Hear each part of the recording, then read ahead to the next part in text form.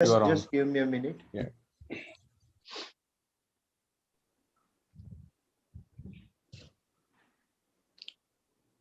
So, Dr. Vinita, you're safe there, no issues as yet? As yet. Okay. We are in the same boat, more or less, but I possibly am ahead of everybody who I can see because I have plus 60 plus. So I had my both shots. Both the jabs? Okay. I had one. Second jab was about 8-10 days ago. Okay. Naneshwar, we are live. Okay. Yeah. नमस्कार, पुणे कलेक्टिव्हच्या या 11व्या भागामध्ये आपलं सहर्ष स्वागत आहे. मी doctor Dnyaneshwar मोठे, पुणे कलेक्टिव्हच्या टीमचा सदस्य आहे आणि आज आंतरराष्ट्रीय कामगार दिवस आणि महाराष्ट्र दिवस या दोन्हीचं औचित्य साधून आपण आज ब्रेक द चेन हा कार्यक्रम इथं आयोजित केलेला आहे. या कार्यक्रमाचं औचित्य म्हणण्यापेक्षा एक गरज पण आहे की आज ज्या पद्धतीचा कोविडचा सर्ज आपल्या भारत देशामध्ये आहे आणि दुसरी लाट आपण त्याला म्हणतो ती संपूर्ण भारत देशामध्ये आपण पाहतोय आणि या लाटेला कशा पद्धतीने तोंड द्यायला पाहिजे किंवा या लाटेच्या बाबतीत मॅनेजमेंट कसं करायला पाहिजे या बाबतीत बऱ्याचशा म्हणजे आपल्या सिस्टीमला जे पाहतोय की सिस्टीमला फेल्युअर आलेले असा आपण एक शब्द वारंवार मीडियातनं आपल्याला पाहायला मिळतोय. तर त्याला नेमकं कसं फेस करायला पाहिजे, ही जी चेन आहे ती कशी काय आपण ब्रेक करू शकतो असं मला वाटतं की या डिस्कशन मधनं समोर यायला पाहिजे असा हा आमचा उद्देश आहे. आणि म्हणून आज कामगार दिन आणि महाराष्ट्र दिवस या निमित्तानं हा कार्यक्रम आम्ही आयोजित केलेला आहे. यापूर्वी जे काही पुणे कलेक्टिव्हचे कार्यक्रम आहेत तुम्ही पाहिलेले आहेत की लोकशाहीला पूरक असे किंवा आपल्या भारतीय संविधानामध्ये जी मूल्य सांगितलेली आहेत त्या मूल्यांना लोकांमध्ये घेऊन जाण्यासाठी त्या मूल्यांचा प्रचार करण्यासाठीची जी काही आपले कार्यक्रम झाले त्याचाच एक भाग म्हणून हा आपण कार्यक्रम करतो आहोत. मी पुन्हा एकदा आपल्याला आंतरराष्ट्रीय कामगार दिन आणि महाराष्ट्र दिनाच्या शुभेच्छा देऊन आजच्या कार्यक्रमाकडे वळतो आहे. आपल्या आजच्या कार्यक्रमाचं नाव आहे ब्रेक द चेन. म्हणजे आपल्याला एक महत्वाचं म्हणजे ही जी काही कोविडला तोंड देण्यामध्ये आपल्याला जे काही एक असफलता येते त्याच्यामध्ये जे कोंडी आहे ती तोडणे आणि दुसरी महत्वाची गोष्ट म्हणजे कोविडच्या व्हायरसची जी साखळी आहे ज्याला सायकल म्हणतो ती तोडणे हा त्याच्या मागचा उद्देश आहे. आणि ती आपण एकत्र मिळून म्हणजे जी कामगारांची एकी असते किंवा लोकांची एकी असते आणि महाराष्ट्र दिनानिमित्त महाराष्ट्राने एकत्र मिळून किंवा एकत्र येऊन ती साखळी तोडायची आहे. या उद्देशाने आम्ही या कार्यक्रमाचं नाव ब्रेक द चेन असं ठेवलेलं आहे. आणि नुकतीच महाराष्ट्र सरकारची जी काही एक सध्या मिनी लॉकडाऊनची जी काही संकल्पना आहे त्याला पण त्यांनी ब्रेक द चेन नाव दिलेलं आहे. ह्या दोन्हीचं एकरूप करण्यासाठी म्हणून आणि लोकांचा सहभाग याच्यामध्ये जास्त वाढावा यासाठी आम्ही म्हणून या कार्यक्रमाचं नाव तसं ठेवलेलं आहे. या कार्यक्रमासाठी सगळ्यात महत्वाचं म्हणजे आपल्याला फार दिग्गज व्यक्तिमत्व जे आहेत त्याच्या क्षेत्रामध्ये काम करणारे ते आपल्याला आज इथं आपल्या समोर वक्ते म्हणून लाभलेले आहेत. सगळ्यात पहिल्यांदा इम्युनॉलॉजिस्ट आणि आरोग्य कार्यकर्त्या आणि ज्यांच्यासोबत मी मागचे वर्षभर पब्लिक हेल्थ अनालिसिस ग्रुपमध्ये काम करतो आहे त्या म्हणजे विनीताताई डॉक्टर विनीता बाळ आमच्या सोबत आहेत. त्या आज लसी संदर्भात त्यांचं लस कशी बनते, इम्युनिटी काय आहे, व्याधी प्रतिकार क्षमता कशी वाढते आणि एकंदरीतच कोविडच्या लसीचं महत्व काय आहे सध्याच्या या दुसऱ्या लाटेच्या बॅकग्राऊंड मध्ये किंवा पार्श्वभूमीमध्ये, तर त्या आपल्याला त्या विषयावरती आपलं मार्गदर्शन करणार आहेत. आपले आजचे दुसरे वक्ते जे आहेत प्रोफेसर डॉक्टर रामकुमार, ते अर्थतज्ञ म्हणून खूप परिचित आहेत. Tata institute of social studies social sciences मध्ये ते प्राध्यापक म्हणून शिकवतात. त्यांना आपण वारंवार टीव्हीवरती पाहत असतो आणि नुकतीच त्यांनी जी काही वॅक्सिनच्या संदर्भातली जी भूमिका घेतलेली आहे त्याच्यामधलं राजकारण आणि अर्थकारण ज्या पद्धतीने समजावून सांगितलेलं आहे आणि ते जे फर्म स्टँड घेतात की people's lives over the corporate profit किंवा people's lives over the market, ही जो काही त्यांचा स्टँड आहे तर त्या स्टँड बद्दल त्यांचं आता खूप कौतुक झालं आणि त्यांचाच जवळपास स्टँड सुप्रीम कोर्टाने काल जशाच तसा तो मांडल्यासारखा आपल्याला दिसतो आहे. त्यामुळं प्रोफेसर रामला वेगळं परिचय करून देण्याची गरज नाही. ते दुसरं त्यांचं महत्वाचं कारण म्हणजे प्रोफेसर राम हे केरळाच्या प्लॅनिंग कमिशनचे सदस्य आहेत. मग केरळमध्ये कशा पद्धतीने कोविडला आटोक्यात आणण्यामध्ये किंवा त्याला टॅकल करण्यामध्ये कसा केरळ सरकारचा सहभाग राहिला आहे, काय प्रिपरेशनचे हे केले, त्या विषयावरती पण ते आज आपल्याला मार्गदर्शन करणार आहेत. आजचे आपले तिसरे वक्ते थेट आपल्याला लंडनवरून जॉईन होत आहेत. डॉक्टर संग्राम पाटील. डॉक्टर संग्राम पाटील यांचं वेगळी ओळख करून देण्याची सोशल मीडियातल्या किंवा वेगळ्या लोकांना काही गरज नसावी, कारण खूपच सुपरिचित व्यक्तिमत्व आहे. त्यांचे कित्येक व्हिडिओ आपण या कोविड काळामध्ये लोकांना खूप मदत केलेलं आहे त्यांच्या व्हिडिओनी, त्यांच्या मार्गदर्शनाने. केवळ म्हणजे संग्राम पाटील ते व्हिडिओज करतात असं नाही, तर ते स्वतः MBBS MD डॉक्टर आहे. ते लंडनच्या NHS मध्ये तिथं स्वतः प्रॅक्टिस करतात. ते तिथं पेन मॅनेजमेंटचे डॉक्टर आहेत ICU मध्ये. आणि याच्या व्यतिरिक्त त्यांची वेगळी ओळख म्हणजे त्या दिवशी आम्ही बोलताना त्यांनी सांगितले की आपण सगळे आरोग्य कार्यकर्ते आहोत. असं ज्यावेळेस मी त्यांना सांगितलं की आम्ही आरोग्य कार्यकर्ते आहोत, पण ते पण म्हणाले की मी पण तुमच्यासारखाच कार्यकर्ता आहे. ही एक सगळ्यात चांगला दुवा या 3 वक्त्यामधला आहे की डॉक्टर विनिता बाळ असतील किंवा प्रोफेसर रामकुमार असतील आणि डॉक्टर संग्राम पाटील असतील, या तिघांचा एक दुवा म्हणजे ते डॉक्टर आणि त्यांच्या विशेष क्षेत्रामधले तज्ज्ञ असले तरी त्यांच्यामधला कार्यकर्ता जिवंत आहे. ते कार्यकर्ता या भूमिकेतनं या सगळ्या प्रश्नांकडे बघतात. आज संग्राम पाटील आपल्या समोर विविध देशांमध्ये जे काही आरोग्य व्यवस्था आहेत त्यांनी कोविडला कसं काय तोंड दिलं आणि त्यात आपल्या भारताने आणि त्या देशातल्या लोकांनी अजून काय करणं अपेक्षित होतं आणि काय केलं जाऊ शकतं, भारताला यातनं काय धडा घ्यायला पाहिजे, या संदर्भात ते आज आपल्याला मार्गदर्शन करणार आहेत. ह्या तिन्ही वक्त्यांना चा वेळ आहे 20 ते 25 मिनिटं. ते आपलं मांडणी करतील आणि त्या मांडणीनंतर प्रश्नोत्तर असतील आणि मग आपला कार्यक्रम इथे संपेल. मी आजच्या या कार्यक्रमासाठी जे आपल्या पहिल्या वक्त्या आहेत डॉक्टर विनिता बाळ यांना मी विनंती करतो की त्यांनी त्यांच्या विषयाला सुरुवात करावी. डॉक्टर विनिता बाळ. थँक्यू ज्ञानेश्वर.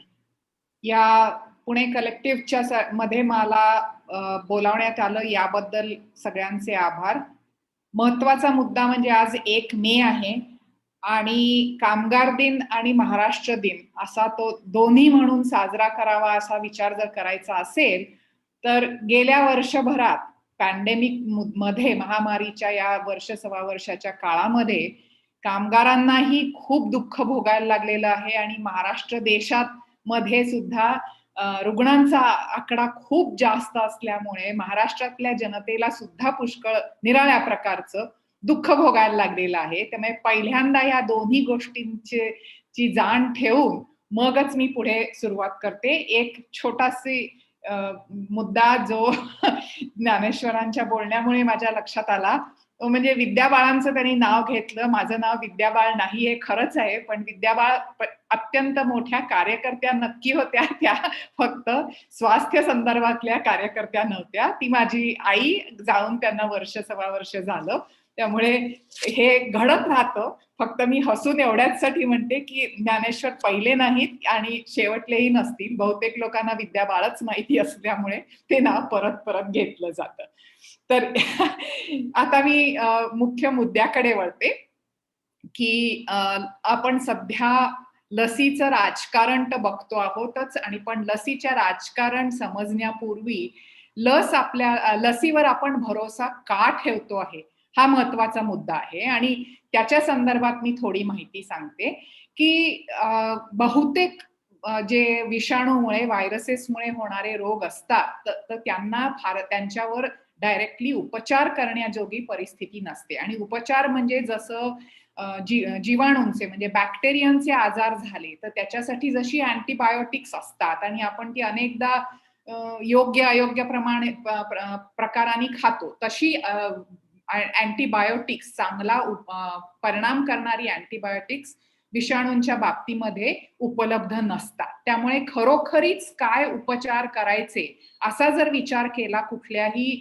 विषाणूमुळे झालेल्या रोगाला, जसं काही आता COVID-19 चालू आहे, तर त्याच्यासाठी ज्याला आपण सपोर्टिव्ह थेरपी म्हणतो, म्हणजे मदत होईल पेशंटला, रुग्णाला एवढीच मदत आपल्याला देता येते आणि त्याचे निरनिराळे भाग आहेत.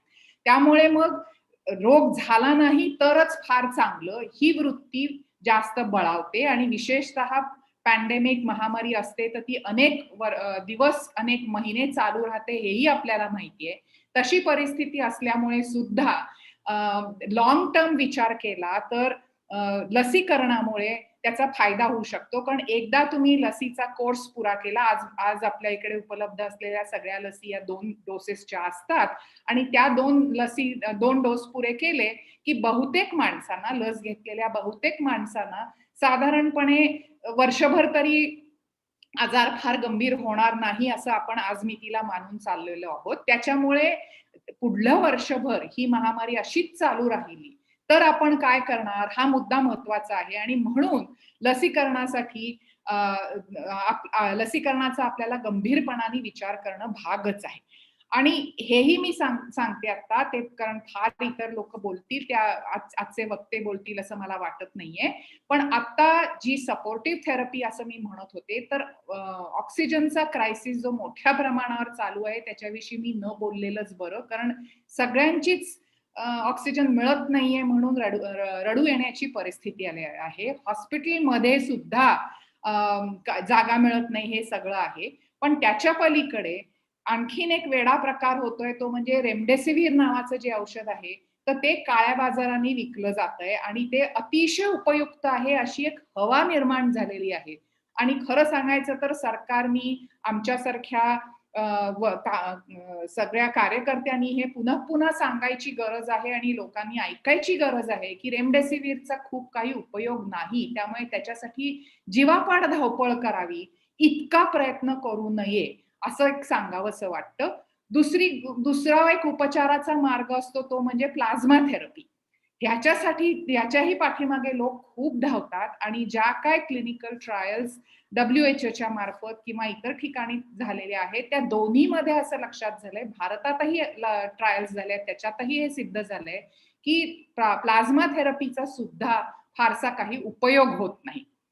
हे जर खरं असेल तर अशा काय म्हणायचं उपयुक्त नसलेल्या गोष्टींच्या पाठीमागे धावण्याच्या ऐवजी जर सरकारनी आणि आपण सगळ्यांनीच लसीकरणाच्या मागे धाव घेतली तर ते जास्त शहाणपणाचं ठरू शकेल. आणि मी आता स्टिरॉइड सारख्या उपयोगी पडणाऱ्या औषधांविषयी आता बोलत नाही कारण त्यांना अगदीच महत्वाचा त्यांचा हातभार लागतोच. मी आधी जे म्हटलं की या लसीमध्ये, या रोगामध्ये औषधांचा उपयोग होत नाही तरीही बहुतेक आपण सगळे 80-85% लोक ज्यांना रोग झालेला आहे असे आपण बरे होतो. ते का होतो हे मी तुम्हाला सांगायचा प्रयत्न करते. आणि हा जो बरा होण्याचा मुद्दा आहे तर तो बरे होतो कारण आपल्या शरीरामध्ये एकदा विषाणू शिरले की हळूहळू आपली रोगप्रतिकारक शक्ती काम करायला लागते. आणि ही रोगप्रतिकारक शक्ती 2 प्रकारची असते. एक प्रकारची शक्ती असते तर त्याला इनेट इम्युनिटी म्हणतात, जी 24 तास 365 दिवस कायम अशी फळी घेऊन तयारच असते की कुठलाही कण, कारण आपल्याकडे व्हायरस आला तरी काय आणि बॅक्टेरिया आले तरी काय सगळे साधारणपणे कण असतात आणि हे शरीरात शिरणारे कण पार्टिकल्स हा धोका असं इम्युन सिस्टीम असं आपली रोगप्रतिकारक शक्ती मानते आणि त्याच्या विरोधामध्ये फळी उभी करायला सुरुवात करते. ही फळी जी उभी केली जाते तर त्याच्यामध्ये काही रसायन असतात, केमिकल्स असतात, काही प्रकारच्या पेशी, पांढऱ्या पेशी ज्या आपल्या रक्तामध्ये असतात त्यातल्या न्यूट्रोफिल्स आणि मॅक्रोफेजेस या 2 प्रकारच्या पेशी असतात ज्या ही कण सगळेच खाण्याचे पदार्थ असं जसे म्हणू आपण तसे खाण्याचे पदार्थ या दृष्टीने त्यांच्याकडे बघतात, सगळ्या पार्टिकल्स जी शरीरात येतात ती, आणि त्यांना खाऊन टाकतात. ती खाऊन टाकण्यासाठी अजून कॉम्प्लिमेंट सिस्टीम म्हणून गोष्ट असते किंवा आपल्या शरीरात असली प्रतिपिंड त्या विषाणूच्या जीवाणूच्या विरोधातली तर त्यांचा उपयोग होतो. आणि ही सगळे खाद्यपदार्थ आणखीन काय म्हणायचं चविष्ट होतात या पेशींच्या दृष्टीने आणि त्यामुळे त्या आणखीन जोमाने खातात. हे झालं पहिल्या फळीबद्दल. आणि ही फळी शरीरामध्ये विषाणू शिरला की त्याच्या पाठोपाठ विषाणू म्हणा जीवाणू म्हणा शिरल्या पाठोपाठ तयार होते, त्या जागी तैनात होते आणि त्याच्यासाठी निरनिराळ्या केमिकल्सचा उपयोग होतो. त्यामुळे शरीरभर केमिकल्स अशी पसरली जातात आणि असा आवाहन केलं जातं की या ठिकाणी या सगळ्या कुमक येण्याची गरज आहे आणि मग सगळी कुमक तिथे तयार होते. आणि याचा एक मुद्दा याचा एक काय म्हणायचं रिझल्ट आपल्याला असा दिसतो की इन्फ्लमेशन नावाची गोष्ट आपल्या नजरेला येते. इन्फ्लमेशनला दाह असं म्हटलं जातं नॉर्मली, दाह किंवा सूज. तर दाह होतो आणि सूजही येते. ह्या दोन्ही गोष्टी इन्फ्लमेशनमुळे होतात आणि तिथे शरीरातली ही अनेक प्रकारची रसायनं आणि पेशी, पांढऱ्या पेशी मुख्यत्वे, या दोन्हींचा तिथे एकत्र परिणाम दिसायला लागतो. आणि हा परिणाम जो आहे तर तो सुरुवातीची फळी मी म्हटलं तसं. दुसरी फळी जी असते तर ती फळी असते त्याला अडॅप्टिव्ह इम्युनिटी असं म्हणतात. आणि ती प्रत्येक रोगाच्या संदर्भामध्ये निरनिराळी असते. म्हणजे मी सुरुवातीची जी पहिली फळी उभी करते आपलं शरीर, तर ते समजा जॅपनीज एन्सेफलायटिस व्हायरस असला किंवा साल्मोनेला टायफी नावाचा बॅक्टेरियम असला किंवा आत्ताचा SARS-CoV-2 व्हायरस असला, तरी त्यासाठी उभ्या राहणाऱ्या फळ्या या एकसारख्या असतात. पण ज्या वेळेला आपण अडॅप्टिव्ह इम्युनिटी म्हणतो आणि ज्या अडॅप्टिव्ह इम्युनिटीमुळे, रोगप्रतिकारक शक्तीमुळे आपल्याला व्हॅक्सिनमुळे जशी अनेक महिने किंवा अनेक वर्ष प्रतिकारक शक्ती तयार होते, तर यासाठी जे काम करायचं असतं तर ते दुसऱ्या टी पेशी आणि बी पेशी म्हणून 2 पांढऱ्या पेशींमधले भाग आहेत. तर त्या पेशी कामाला येतात.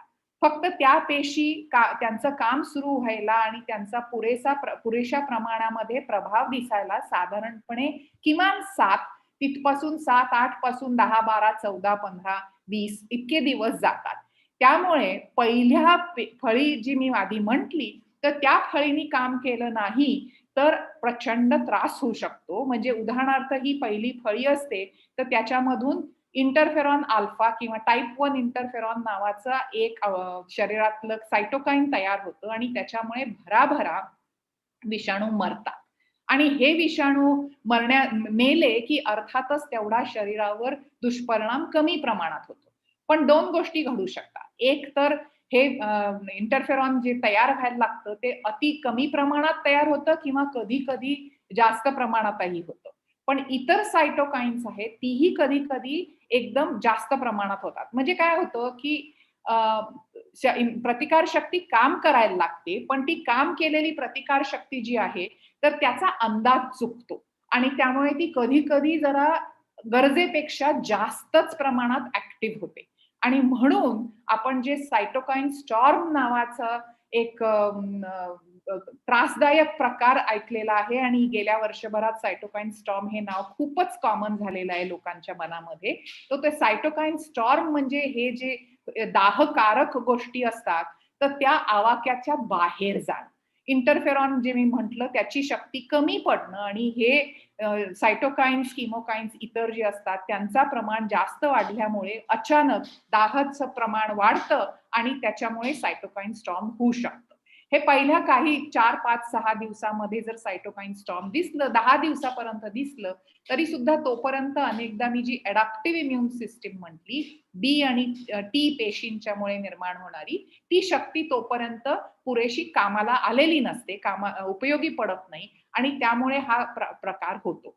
त्यामुळे व्हायरसचा आकडा खूप वाढणं आणि सायटोकाईन्सचं प्रमाण वाढणं याच्यातनं बाहेर पडण्यासाठी आपल्याला काय काय करायला लागतं असा तो डॉक्टर जे ऍक्च्युअली तुम्हाला ट्रीट करणारे डॉक्टर्स असतात त्यांच्या पुढे हे प्रश्न उभे असतात की व्हायरसचा आकडा तर वाढता कामा नये, म्हणून सुरुवातीला रेमडेसिवीर दिलं तर व्हायरसचा आकडा आवाक्यात राहू शकतो. पण एकदा सायटोकाईन स्टॉर्मची परिस्थिती आली की आपल्या शरीरातनच निर्माण होणारी रसायनच आपल्याला त्रास देत असतात. त्याला मग रेमडेसिवीर देऊन फारसा काही फायदा होत नाही. तिथे उदाहरणार्थ स्टिरॉइड्सचं तुम्ही नाव ऐकलं असेल तर स्टिरॉइड सारखी उपचार पद्धती अशा ठिकाणी काम करू शकते. हे झालं सगळं मी रोगाबद्दल सांगितलं. कोविड समजा तुमच्या शरीरात SARS-CoV-2 मुळे जर इन्फेक्शन झालं आणि आजारपण आलं तर ते या प्रकाराने पुढे पुढे जातं आणि इव्हेंच्युअली आपण बहुतेक माणसं बरी होतात. मग व्हॅक्सिनमुळे, लस दिल्यामुळे काय होतं तर ह्यातल्याच काही गोष्टी घडतात ज्याला मी आणखीन कुठेतरी बोलताना लुटुपुटूची लढाई असं वर्णन केलं होतं. तर लस दिल्यामुळे आपलं शरीर तो खराच व्हायरस आपल्या शरीरात शिरला आहे असं मानून एक लुटूपुटूची लढाई खेळतं. आणि त्याच्यामुळे आता जे मी वर्णन केलं की बी पेशी मुळे प्रतिपिंड तयार होतात, टी पेशी असतात, त्याच्यात विशेषतः ज्या मारक टी पेशी असतात, ज्याला CD8 टी पेशी असं म्हणतात, त्या आणि मदतनीस टी पेशी म्हणजे CD4 प्रकारच्या टी हेल्पर पेशी असतात, पांढऱ्या पेशी. या तिन्ही गोष्टी जर योग्य प्रमाणात असतील, म्हणजे बी पेशींनी अँटीबॉडीज किंवा प्रतिपिंड तयार करणं आणि मदतनीस पेशींनी आणि किलर पेशीज असं जर मी म्हटलं, मारक पेशी, तर ह्या दोन्हींनी त्या व्हायरसच्या विरोधामध्ये पुन्हा नवी फळी उभी करणं, हे सगळं जर चालू असेल तर आपण प्रतिकारशक्ती पुरेशी तयार होते आणि विजय मिळवू शकतो. हे प्रकरण सर्वसाधारणपणे वॅक्सिन सुद्धा करतात. म्हणजे हे वॅक्सिननी करावं अशी अपेक्षा असते. म्हणजे समजा वॅक्सिन्समुळे ज्याला आपण न्यूट्रलायझिंग अँटीबॉडीज म्हणतो, म्हणजे जी प्रतिपिंड शरीरामध्ये एकदा तयार झाली की व्हायरस असतो आणि व्हायरस त्याच्या रिसेप्टरला चिकटतो आणि हे जे रिसेप्टर्स आहेत ते आपल्या शरीरातल्या अनेक पेशींवर, उदाहरणार्थ नाकातल्या पेशींवर, फुफ्फुसातल्या पेशींवर, खूप मोठ्या प्रमाणावर एपिथेलियल पेशींवर ते हजर असतात. त्यामुळे व्हायरस तिथे चिकटला की तो पेशीत आत शिरतो आणि एकदा पेशीत आत शिरला याचा अर्थ पेशी इन्फेक्ट झाल्या आणि ह्या पेशी एकदा त्यांच्या इन्फेक्ट झाल्यानंतर पुढे काय म्हणायचं, पुढे त्यांचा नाश सुरू होतो, मोठ्या प्रमाणावर व्हायरस निर्माण होतो आणि हळूहळू सगळ्या शरीरभर त्याचा व्हायरसचा आणि इन्फेक्शनचा प्रसार होतो. हे सगळं घडत असतं. तर जेव्हा एक न्यूट्रलायझिंग म्हणजे ही जी आता मी सांगितली व्हायरस आणि त्याचा रिसेप्टर यांची जी इंटरॅक्शन आहे, तर त्या इंटरॅक्शनला प्रतिबंध करणाऱ्या पेशी असतात, त्याला प्रतिबंध करणाऱ्या अँटीबॉडीज असतात, प्रतिपिंड असतात. त्या अँटीबॉडीज काय करतात, तर हा जो रिसेप्टर आहे त्याची आणि ह्याची व्हायरसची इंटरॅक्शन होऊ नये म्हणून हा व्हायरस जो आहे त्याला इकडे इकडे इकडे काही योग्य प्रकाराने अशा चिकटतात की तो व्हायरस त्या रिसेप्टरला चिकटूच शकत नाही. या न्यूट्रलायझिंग अँटीबॉडीज पुरेशा निर्माण होतात की नाही हा सुद्धा एक चांगलं वॅक्सिन असण्याचा क्रायटेरिया आपण मानतो आणि तेही बघायला लागतं की पुरेशा न्यूट्रलायझिंग प्रतिपिंडांचा आपल्या शरीरामध्ये कॉन्सन्ट्रेशन किंवा त्यांची जी पातळी आहे ती पुरेशी आहे की नाही. ही सगळ्यांच्याच मध्ये असते असंही नाही, पण हीच न्यूट्रलायझिंग प्रतिपिंड पुष्कळ काळ जर टिकून राहू शकली तर आपल्याला पुष्कळ काळ प्रतिकारशक्ती या वॅक्सिनमुळे तयार झालेली मिळू शकते. मी ज्या टी पेशींविषयी बोललेले होते, या टी पेशी नॉर्मली जी व्हायरस जी प्रथिनं निर्माण करतो त्या प्रथिनांचे तुकडे शरीरामध्ये एन्झाईम्सच्या मुळे होतात आणि त्याला आपण पेप्टाइड्स म्हणतो. तर ह्या ज्या टी पेशी असतात तर ही पेप्टाइड्स त्या टी पेशी ओळखतात, व्हायरसच्या पेप्टाइड्स ओळखतात आणि त्याच्या विरुद्ध हल्ला करायची तयारी ठेवतात. त्यामुळे टी पेशी आणि बी पेशी यांच्या एकत्र काम करण्यामुळे आपल्यामध्ये व्हायरस पासून या रोगापासून पूर्णपणे आपल्याला संरक्षण मिळेल अशा प्रकारची प्रतिकारशक्ती निर्माण होऊ शकते. आत्ताची जी वॅक्सिन्स आहेत तर त्याच्यामधला एक महत्वाचा काय म्हणायचं दोन महत्वाचे मुद्दे आहेत ते मी आता सांगते. एक महत्वाचा मुद्दा म्हणजे आजवर कधीही माणसांच्या इतिहासात झालं नव्हतं ती गोष्ट या SARS-CoV-2च्या संदर्भात झाली, ती म्हणजे रोग सुरू झाल्यापासून वर्षभराच्या आत आपल्या हातात लसी पडल्या. एक नव्हे 5, 6, 7 निरनिराळ्या प्रकारच्या लसी पडल्या आणि त्यांचा वापर करणं शक्य व्हायला लागलं. आणि आता तुमच्या लक्षात असेल तर हे आणीबाणीची परिस्थिती असल्यामुळे यांना ही स्पेशल परवानगी देऊन या लसींचा वापर सुरू आहे. तर त्याच्यामध्ये एक गोष्ट नक्की झाली, जरी वर्षभरामध्ये या लसींची निर्मिती झाली असली तरी सुद्धा या लसी इतर जुन्या ज्या लसी होत्या, म्हणजे उदाहरणार्थ लहान मुलांना आपण पेंटाव्हॅलंट वॅक्सिन देतो जन्मापासूनच्या 4-6 आठवड्यापासून सुरुवात होऊन 1 वर्षाच्या कालावधीमध्ये, ती धरा, किंवा पोलिओसाठी सुद्धा वॅक्सिन असतं. या सगळ्या लसी जितक्या सुरक्षित होत्या आणि जेवढी त्यांच्यासाठी तपासणी झालेली होती तेवढीच तपासणी या SARS-CoV-2च्या COVID-19च्या लसींच्या संदर्भात सुद्धा झालेली आहे. त्यामुळे सुरक्षिततेच्या संदर्भामध्ये आपण चिंता केली पाहिजे असं नाही. काही लोकांना थोडेफार त्याचे दुष्परिणाम भोगायला लागतात, विशेषतः ताप आला, अंग दुखलं, जिथे इंजेक्शन दिलं तिथे दुखलं, कधी लोकांना एखाद वेळेला चक्कर येते, हे सगळे त्या मानाने मायनर इफेक्ट्स आहेत असं आपण म्हणू शकतो. म्हणजे लसीमुळे माणसं मेली असा जेव्हा असे रिपोर्ट्स आले की, आणि हे तुम्हाला सगळ्यांना माहितीच आहे की सोशल मीडियावर त्याचं असं म्हणजे पीक येतं की एक मृत्यू झाला तरी त्याच्याविषयी आपण पुढे 10 दिवस ऐकत राहतो. आणि हा एक मृत्यू सध्या किती प्रमाणात होतोय लसींमुळे हा जर विचार केला तर एक मृत्यू 1 मिलियन म्हणजे 10 लाख लोकांमध्ये एक मृत्यू, 10 लाख लोकांनी ज्या लसी घेतलेल्या आहेत त्यांच्यामध्ये एक मृत्यू असं झालेलं आहे. उरलेल्या सगळ्या लोकांना मृत्यूपासून संरक्षण मिळतं, हे लक्षात ठेवलं पाहिजे. आणि त्या उलट जर आपल्याला COVID-19 हा आजार झाला तर आज मितीला किमान 1000 लोकांमध्ये एक माणूस मेलं, एवढी परिस्थिती आहे. म्हणजे 1000त एक कुठे आणि 10 लाखात एक कुठे. त्यामुळे लस घेण्याचे फायदे आपल्याला नक्कीच आहेत.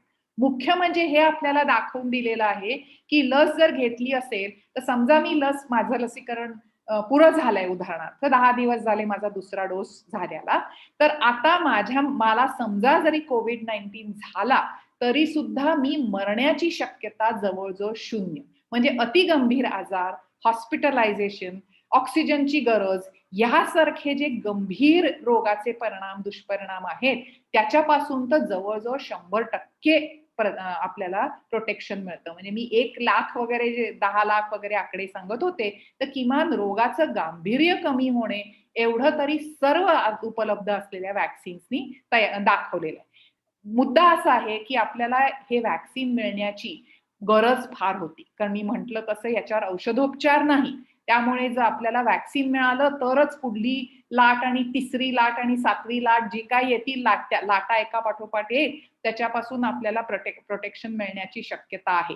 ही घाई जगभर आपण सगळ्यांनीच प्रदर्शित केलेली असल्यामुळे थोडाफार या वॅक्सिनची एफिकसी जे म्हणतो त्याची प्रतिकारक शक्ती किती काळ टिकेल याविषयी पुरेसा अभ्यास केलेला नाहीये. म्हणजे दाखवून असं झालंय की ही लस सुरक्षित आहे, या लसीमुळे रोग होत नाही किंवा रोग झालाच तर त्याचं गांभीर्य, सिरियसनेस हा फार कमी असतो आणि त्याही दृष्टीने प्रोटेक्शन मिळतं. तिसरी गोष्ट अशी होते की वॅक्सिन तुम्ही घेतलेलं असल्यामुळे तुमच्या शरीरातलं विषाणूंचा जो लोड असतो, आकडा असतो, तोही खूप कमी होतो. 10 पटींनी 100 पटींनी अनेकदा आकडा आपल्या शरीरामध्ये कमी होतो. आणि तसं असेल तर समजा असं आपण हायपोथेटिकली धरलं की मी 1 कोटी जंतू माझ्या शरीरात आहेत आणि म्हणून मी एकदा शिंकले खोकले की तेवढे त्याच्यातले 10 लाख जंतू एकदम माझ्या खोकल्या वाटे कोणावर तरी पडू शकतात. पण मी जर वॅक्सिन घेतलेलं असेल तर हे 1 कोटी जंतू कदाचित 1 लाखावरच आले असतील आणि त्या 1 लाखातले जर मी 10,000च शरीराबाहेर टाकू शकत असले तर माझी लोकांना इन्फेक्शन देण्याची कपॅसिटी कमी होते आणि त्याला आपण डिक्रीज इन ट्रान्समिशन असं म्हणतो. तोही वॅक्सिनचा नक्कीच फायदा असतो. या कारणामुळे आपण वॅक्सिन जरूर घ्यायला पाहिजे. वॅक्सिन तयार होऊन इमर्जन्सी वापराला येईस्तोवर जानेवारी उजाडला होता आपल्या देशामध्ये आणि तो उजाडलेला म्हणजे जानेवारी पासून आतापर्यंत वॅक्सिन लोकांना दिलं. आजवर मी म्हटलं तसं वॅक्सिन्सच्या ट्रायल्स सुरू झाल्याला जेमतेम वर्ष होतंय. त्यामुळे वॅक्सिन दिल्यानंतर, लसीकरण पूर्ण झाल्यानंतर आज मितीला आपल्याला एवढं माहिती आहे की बहुतेक लोकांना किमान 8-10 महिने तरी त्याच्यापासून संरक्षण मिळतं, कारण लसीच्या वापरानंतर तेवढाच काळ झालेला आहे. लस दिल्यानंतर 5 वर्ष संरक्षण मिळेल का हे आपण आता सांगूच शकत नाही, कारण अजून 5 वर्ष झालेलीच नाही. त्यामुळे जसजसे दिवस जातील, जसजसे महिने जातील, तसा हा आता मी जो 8-10 महिने संरक्षण मिळतं हा आकडा सांगते आहे, तर तो कदाचित आणखीन 2-4 महिन्यांनी 12 महिने होईल, कदाचित त्याच्यानंतर 15 महिने होईल, सांगता येत नाही. काही लसींचा उपयोग एखाद्या वर्षासाठीच राहतो. तुम्हाला आठवत असेल तुमच्यापैकी जी वयाने पुष्कळ माणसं असतील आणि ज्यांनी एकेकाळी देवीची लस घेतली असेल, तर देवीच्या लसीमुळे मिळणारं प्रोटेक्शन आपल्याला 5-5 वर्ष टिकायचं. ते या लसीमुळे टिकेल का, याला आज मी तिला अजिबात उत्तर नाही. आता मी एवढीच एक गोष्ट सांगते की लसीचे सध्या 2 गोष्टी पटकन सांगते आणि मी थांबते कारण माझा वेळही संपत आलेला आहे. सध्या आपल्याकडे जी लस सध्या आपल्याकडे महाराष्ट्रामध्ये जी मोठीच्या मोठी लाट आलेली आहे, तर त्याचं एक फार मोठं कारण, माझ्या मताने गरजेपेक्षा मोठं कारण त्या विषाणूंमध्ये झालेलं उत्परिवर्तन असं देतात, म्युटेशन्स असं देतात. आणि त्याच्यामुळे आता महाराष्ट्रामध्ये B.1.617 या नावाचं, ते नाव सोडून द्या, पण या नावाचा व्हायरस जो मुळातल्या व्हायरसपेक्षा निराळा आहे, तर तो पसरतो आहे आणि त्याच्यामुळे एवढी मोठी संख्या आहे असं म्हणत आहे. हे संपूर्णपणाने खोटं नाही. पण आपण जे कुंभमेळ्यात बघितलं, जे बघू नये ते बघितलं, ते म्हणजे कुणीही मास्क घातलेले नव्हते, सगळ्यांनी एकत्र आंघोळी केल्या. त्याच्यानंतर नेपाळ नरेश एक राजे होते, ते सुद्धा परत जाऊन आजारी पडले. तिथून येणारी माणसं जी महाराष्ट्रात पोहोचली असतील त्यांनी आपल्या गावोगाव हे आजारपण नेलं असण्याची शक्यता पुष्कळ आहे. आणि याच्या विरोधात आपण शब्द जवळजवळ उच्चारलेला नाही. आणि गेल्या वर्षी तुम्हाला आठवत असेल तर मर्कसच्या विरोधामध्ये मोठ्या प्रमाणावर बोंबाबोंब केली होती, ती संपूर्णपणे चुकीची होती. आणि आता कुंभमेळ्याच्या विरोधात बोंबाबोंब करणं गरज आहे, तिथे आपले सगळ्यांचेच एकत्रित आवाज सुद्धा पुरेसे पडत नाहीयेत. आणि याचं मुख्य कारण हे आणखीन दुसरं म्हणजे उद्या ज्याचे आपण सगळे रिझल्टची वाट बघतो आहोत, त्या निवडणुकांमध्ये सुद्धा याच प्रकारचं रूप दिसत होतं. आणि ह्या दोन्ही कारणामुळे फार मोठ्या प्रमाणावर प्रसार झालेला आहे. आपल्या धार्मिक नेते आणि राजकीय नेते दोघांनीही आपल्याला चुकीचा संदेश दिल्यामुळे आपण ज्याला पुरेशी काळजी घेणं सोडलं, हे आपण केल्यामुळे ही मोठ्या प्रमाणावर आपल्याला आजारपण येत आहे. आणखीन एकच मुद्दा मी करते की ज्या लोकांना पुण्यामध्ये सुद्धा हे तुम्ही बघू शकता, ज्या लोकांना पुण्यामध्ये जून, जुलै, ऑगस्ट, सप्टेंबर 2020 मध्ये कोविड होऊन गेला, त्यांच्यापैकी जवळजवळ कुणालाही आता कोविड झालेला नाहीये. जे आपण सगळे आजारी पडतो आहोत ते त्यावेळेला आपण त्यातनं सुटलेली माणसं आजारी पडतोय. म्हणजे आपण हे पुन्हा झालेलं इन्फेक्शन नसून हे नवं इन्फेक्शन आहे. आणि काही प्रमाणात आपण, आपले लीडर, आपलं सगळ्यांचं वागणं हेही त्याला कारणीभूत आहे. लसीचे सध्या खूप प्रॉब्लेम्स चालू आहेत, ते सगळे माहितीच असतील. हवं तर मी त्याच्याविषयी नंतर प्रश्न असतील तर बोलते. आता मी तेच धन्यवाद विनिताताई. आता भरपूर प्रश्न आहेत. ती प्रश्न जेव्हा सगळ्या तिन्ही वक्त्यांचे मांडणी होईल त्याच्यानंतर मी ते प्रश्न विचारेन. पण फारच विस्तृत आणि ज्या प्रश्नांची आवश्यक उत्तर होती त्या प्रश्नांची उत्तरं दिलेली आहेत. अर्थात हा विषय फारच व्यापक असल्याने अजून काही भरपूर अपेक्षा आणि लोकांची काही प्रश्नोत्तर येतच राहणार आहेत. त्या आपण जितक्या होतील त्यावेळेस प्रश्नोत्तराच्या वेळेस घेऊ. बाकीच्या लोकांनी जे काही आता कार्यक्रम पाहत आहेत त्यांनी त्यांच्या फेसबुक लाईव्ह असेल, ट्विटर लाईव्ह असेल किंवा युट्यूब लाईव्ह असेल, त्याच्या कॉमेंट बॉक्समध्ये तुमचे प्रश्न लिहा. ती कार्यक्रमाच्या शेवटी आपण ती आपल्या वक्त्यांना विचारू आणि त्यांच्याकडनं उत्तर घेण्याचा प्रयत्न करू. Now I am going towards professor doctor Ramkumar, who has been putting his views regarding free vaccine for all and means people's life over the profit and market since last 10-15 days, and his views regarding the policies, political will and economics behind the vaccination are very well known, and he's been very vocal about that. So without wasting any time, I would request Dr. Professor Ramkumar to put his view about current situation of COVID. I would request him if you can include the experience of Kerala about handling the COVID, and as you are the planning commission member of the Kerala government, so that at the end, if you can, means, and obviously the current vaccine politics and economics, if you can put. Professor Dr. Ramkumar, over to you. Thank you, Dhaneshwar. I will try my best to abide by your request, but I'm not very sure how effectively I'll be able to do it because I was mentally prepared to speak on something else. Thank you, Pune Collective, for having invited me for this very important program at a very important juncture, where the second wave of the pandemic is raging around us, and our hospital system and public policy is struggling to meet its impact. And this is at a time of such importance that we are meeting today. Let me, I was going to speak on vaccines and vaccine policy in India. Professor Vinita Bal has very ably presented the scientific side of the argument, including of vaccines, and that makes many of our jobs very easy. We can directly get into the political economy of vaccine production and policy in India. What I want to do today is to focus on three basic aspects of the discussion with related to vaccines. One, I would like to look at how did India plan for its vaccines. Number one, I would argue here that India's vaccine policy and vaccine planning was poor and faulty right from the beginning, and we are suffering the impacts of that poor planning today. That will be my argument. Number two, I would like to look at the recent policy changes in with regard to vaccines, where vaccine distribution was considerably liberalized, vaccine prices were deregulated, and vaccine prices have risen as a result. I would like to look at the impacts of that particular shift in policy on the extent to which we will be able to vaccinize our population as quickly as possible. The third point that I would like to emphasize on would be the need for a public slogan of today, which will be free and universal vaccines. That why should we argue for that kind of a slogan? Why should we all come under one umbrella and fight for that, fight under that slogan? That will be my third point today, and then I will try to say something about Kerala towards there.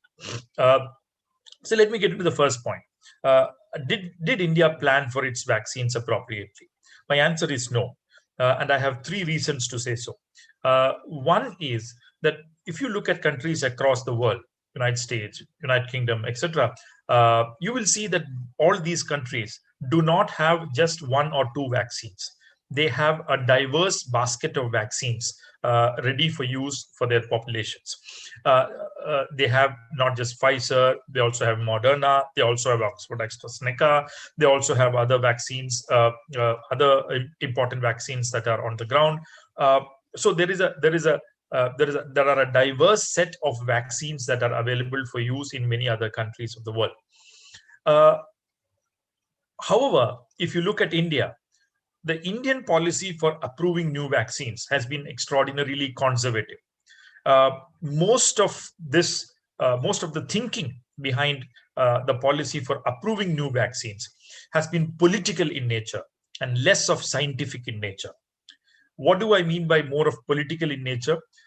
Many of these policies have been drafted by looking at the political slogan of Atmanirbharta of this particular government, a focus on made in India vaccines of this government. There has been a certain kind of, there has been an assumption behind policy making that India would require only two vaccines, Covaxin and Covishield, and they would be adequate to meet our requirements, whereby we can call India some kind of a Vishwaguru in the public discourse and also play up the political image of the Prime Minister Narendra Modi on the world stage. That is the reason why the word pharmacy of the world has been used regularly to call India as a producer of vaccines, even though in reality, India produces not more than 20% of the world's production of COVID vaccines today. So this whole agenda of playing up India's role as a pharmacy of the world, of maintaining the image of India as a Vishwaguru, maintaining the image of the Prime Minister, it is these political issues that have determined how much vaccines should we approve and which vaccines to approve and which not to, and so on and so forth. So if you look closely at what India did, in January, India gave permission to Covishield and Covaxin. Covishield is not exactly an Indian vaccine. It's produced in India, but it's just an Indian name for the Oxford AstraZeneca vaccine. Now, if you see February, Sputnik or Sputnik V of Russia, they had applied for permission. Emergency approval, in fact. But India denied permission to Sputnik V for emergency approval, citing the reason that we did not have the immunogenicity data of Sputnik V vaccine available with Dr. Reddy's laboratories.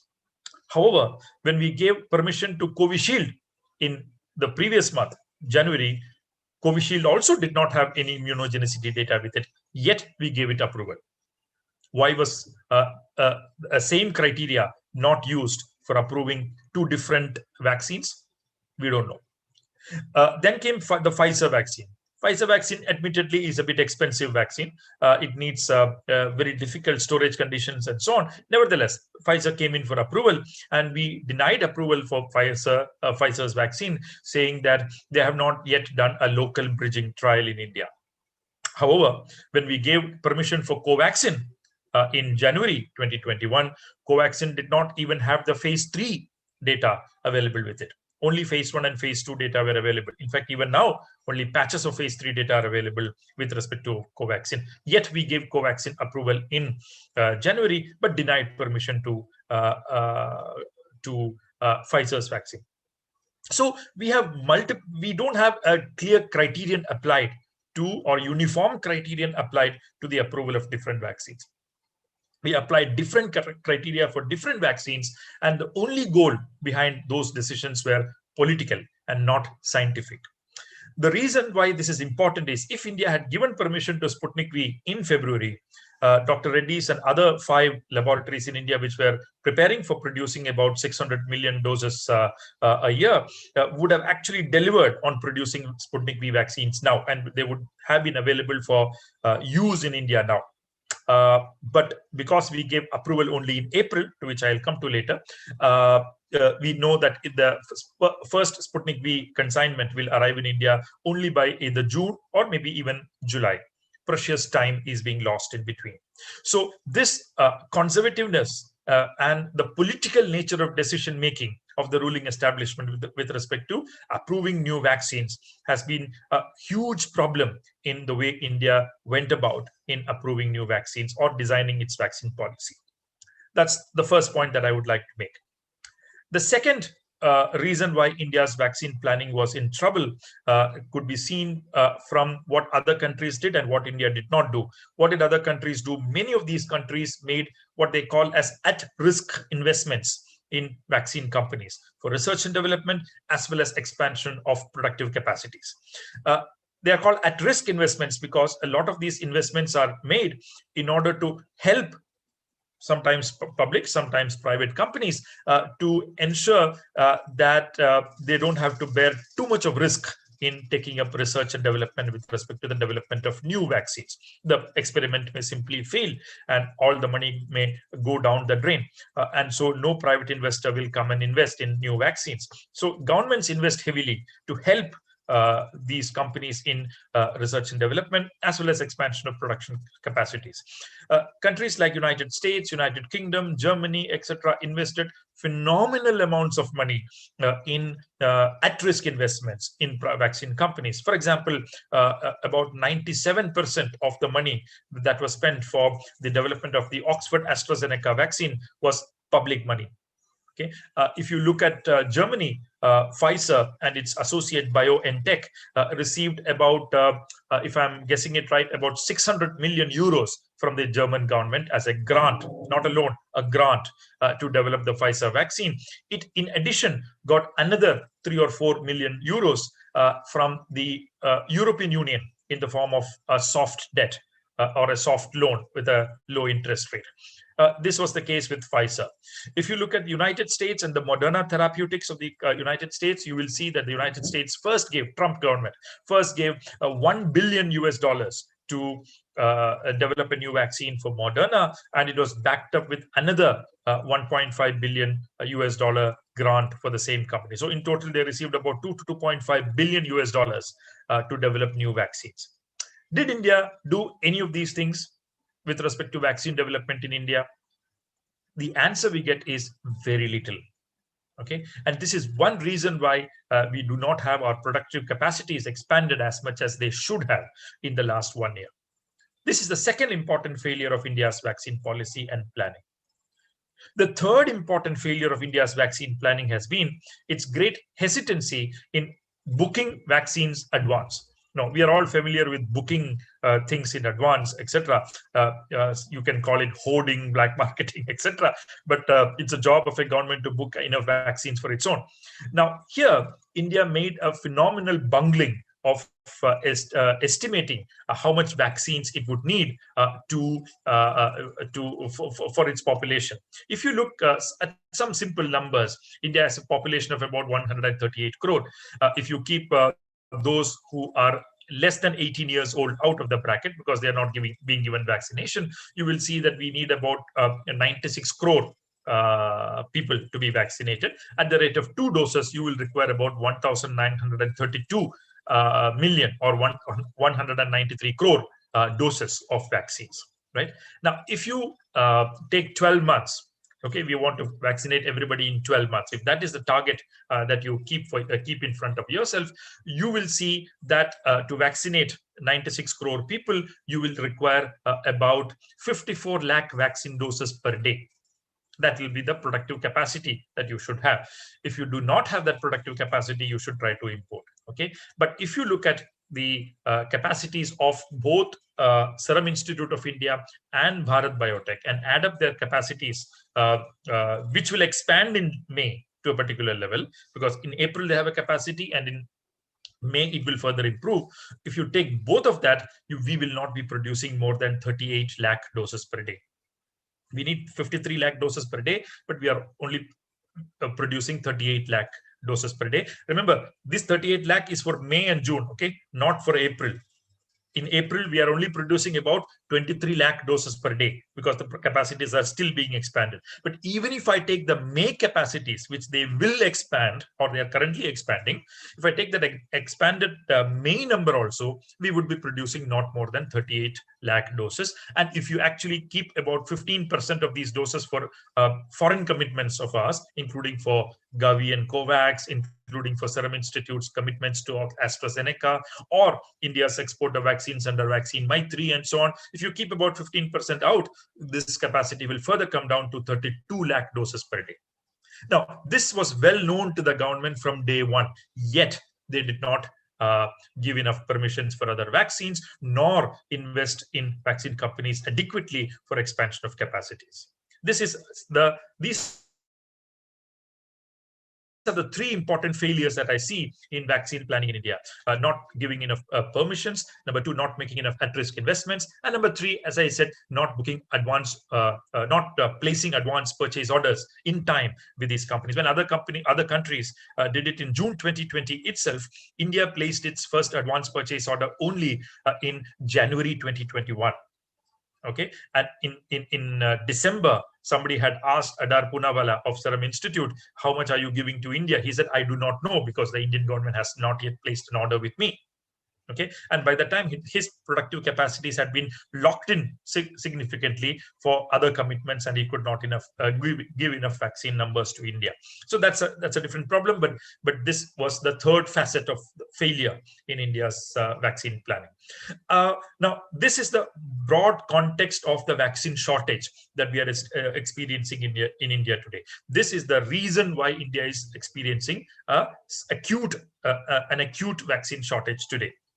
Now, let me come to the second point. Why did India then shift its policy? On the 13th of April 2021, India changed its vaccine policy for the first time, which is that it gave permission or approval or emergency use approval, that's the right word to use, for all vaccines that have been universally approved by different regulatory agencies in the United States, Japan, etc.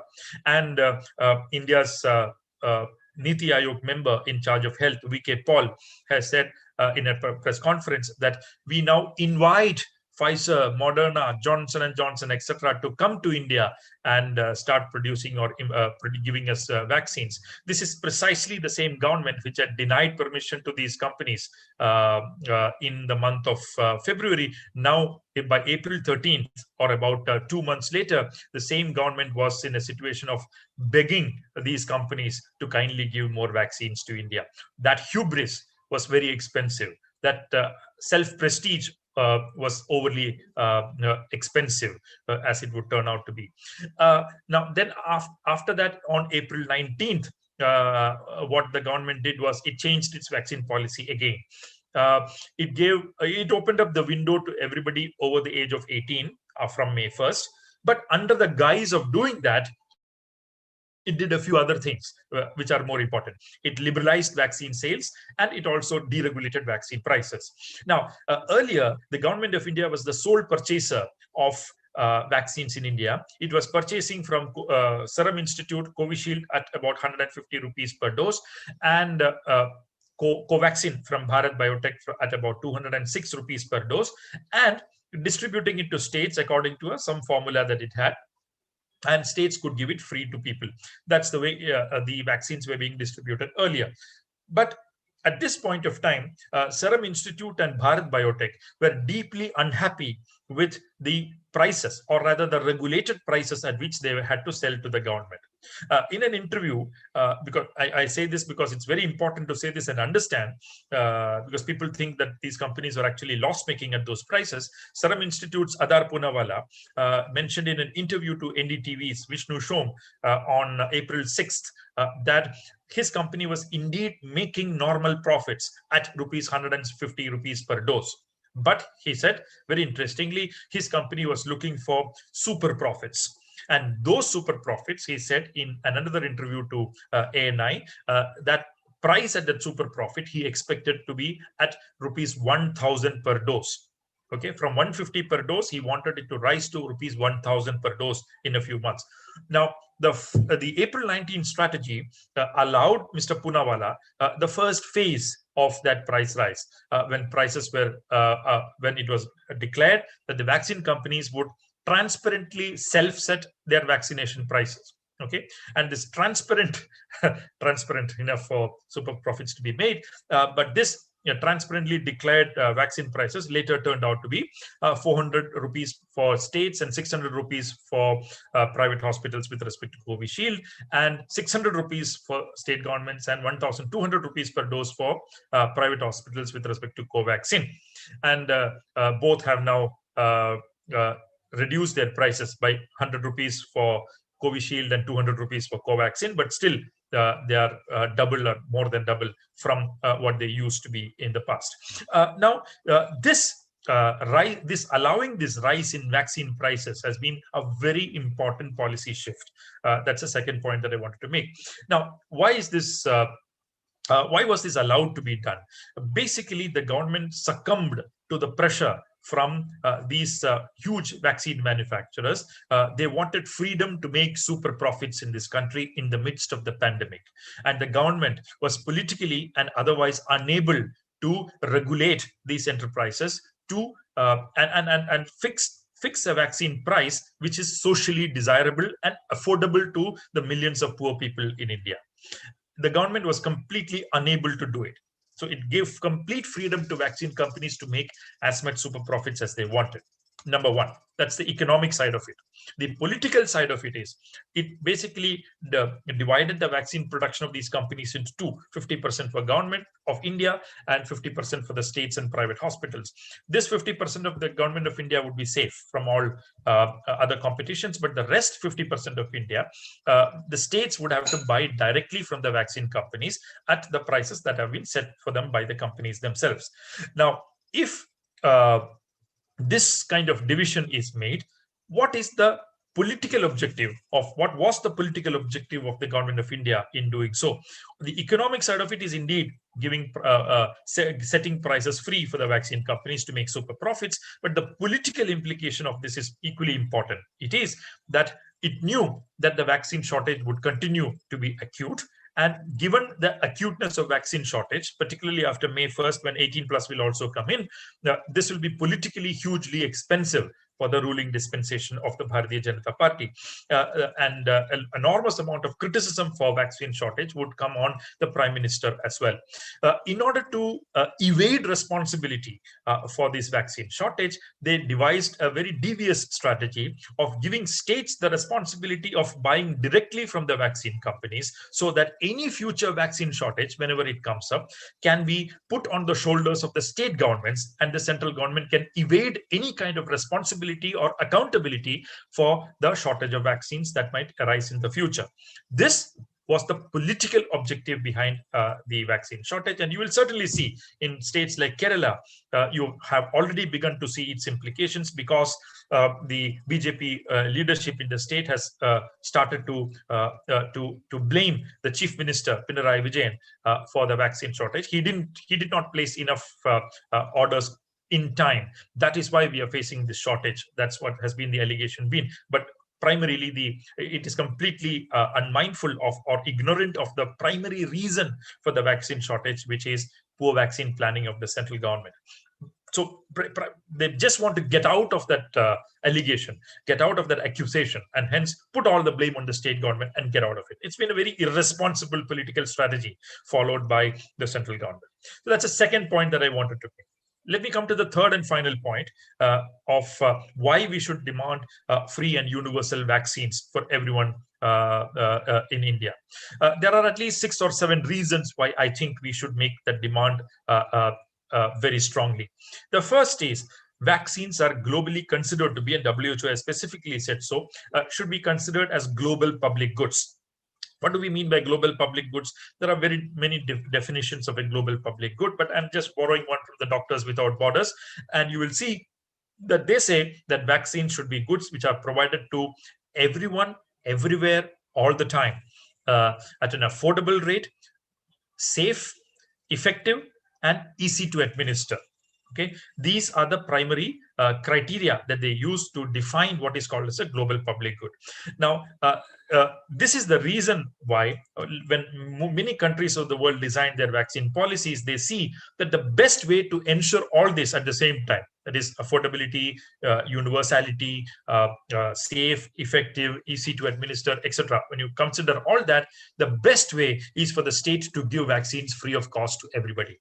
So if you see United States, United Kingdom, Germany, France, China, everyone is giving vaccines free of cost to their citizens, because they all think that it is the social responsibility of an enlightened welfare state to give vaccines free of cost for everyone.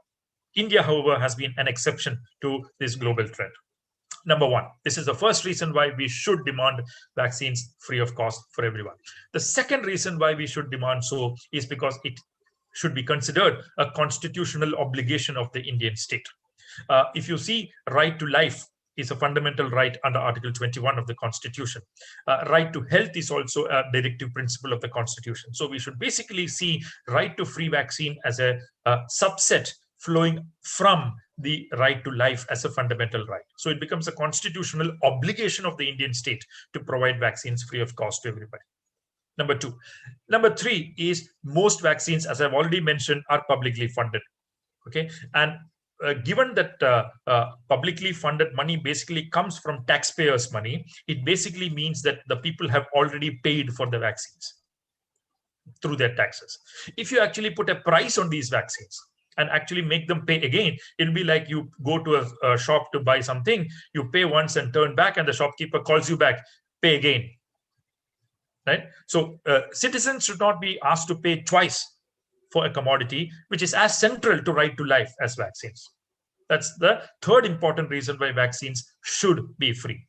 The fourth important reason is, vaccine hesitancy is a serious problem around us. Now, usually vaccine hesitancy arises because of complacency, confidence, etc. Overconfidence. I don't want to stand in a queue. I'll postpone it. Maybe I'll do it later. Oh no, I'll be safe. You know, there's kind of overconfidence sometimes creeps in, and you will get the infection in between before you take as a result. In developing countries like India, there's another factor which exacerbates or which makes this problem more serious, which is affordability. Affordability makes the problem of vaccine hesitancy even more important in a country like India.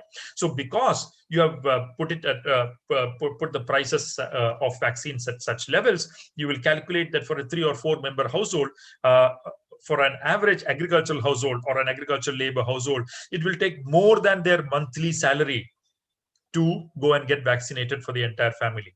Okay, and this is a good enough reason for many poor households in India to not get vaccinated. And the problem with vaccination in most contexts is that it does not just provide private benefits, it also provides social benefits. Vaccination is important for the person himself or herself, but also for others whom he or she comes in touch with. So it should be seen as a social good, not as a private good. And this is yet a fourth reason why we should have vaccines free and universal.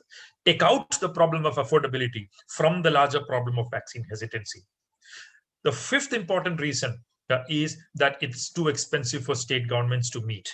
Maharashtra has to spend about 4,000 crore rupees from its pocket to meet the obligations of purchasing vaccines from private companies and giving it to their population free of cost. This is highly unaffordable for state governments, but if the central government takes it over, it has to spend about 53,000 crore rupees only, which is 0.24% of India's GDP. Okay, 0.24% of India's GDP. That is all you have to spend to vaccinate everybody in India. April 2021 has a GST income of, today the announcement came, in April, for April 2021 alone, we have a GST income of 1,14,000 crore rupees. We need less than half of 1 month's GST income of the central government to vaccinate everybody. Why is it that the central government is not allowing this little money after it has declared 35,000 crores will be spent via the budget for vaccines in India? It has spent almost nothing for vaccination as of now. That is something to be remembered. The final point why vaccine should be free and universal is because it is easy to administer. Okay, and it's a very important point. You basically have one price for central government, one price for state governments, that too for Covishield and Covaxin separate, another price for private hospitals, that too for Covishield and Covaxin separately. If you do all this, you basically see a complete fragmentation of the vaccine market in India. What does fragmentation do to a market? Fragmentation basically drains the market of all its efficiency, completely takes away transparency, and puts commercial considerations right at the center of decisions which should be not made on a commercial basis, but which should be made on a purely social basis. Right, and basically, this not just takes out all amounts of humaneness out of markets, but it also makes it completely inefficient and opaque. Okay, price or money becomes the consideration which will decide who will get how much and when. That is highly undesirable, and that's another reason why we should give vaccines free and universally. So, friends, these are the 3 points that I wanted to make. 1, India's poor vaccine planning. Number 2, the political and economic implications of the kind of deregulation of pricing that we have seen in vaccines. And finally, why should we politically demand free and universal vaccines for everyone? I hope the slogan of free and universal vaccines becomes a powerful slogan that is raised by all progressive and left sections of the society, and we will be able to rally the maximum number of people under that kind of a slogan.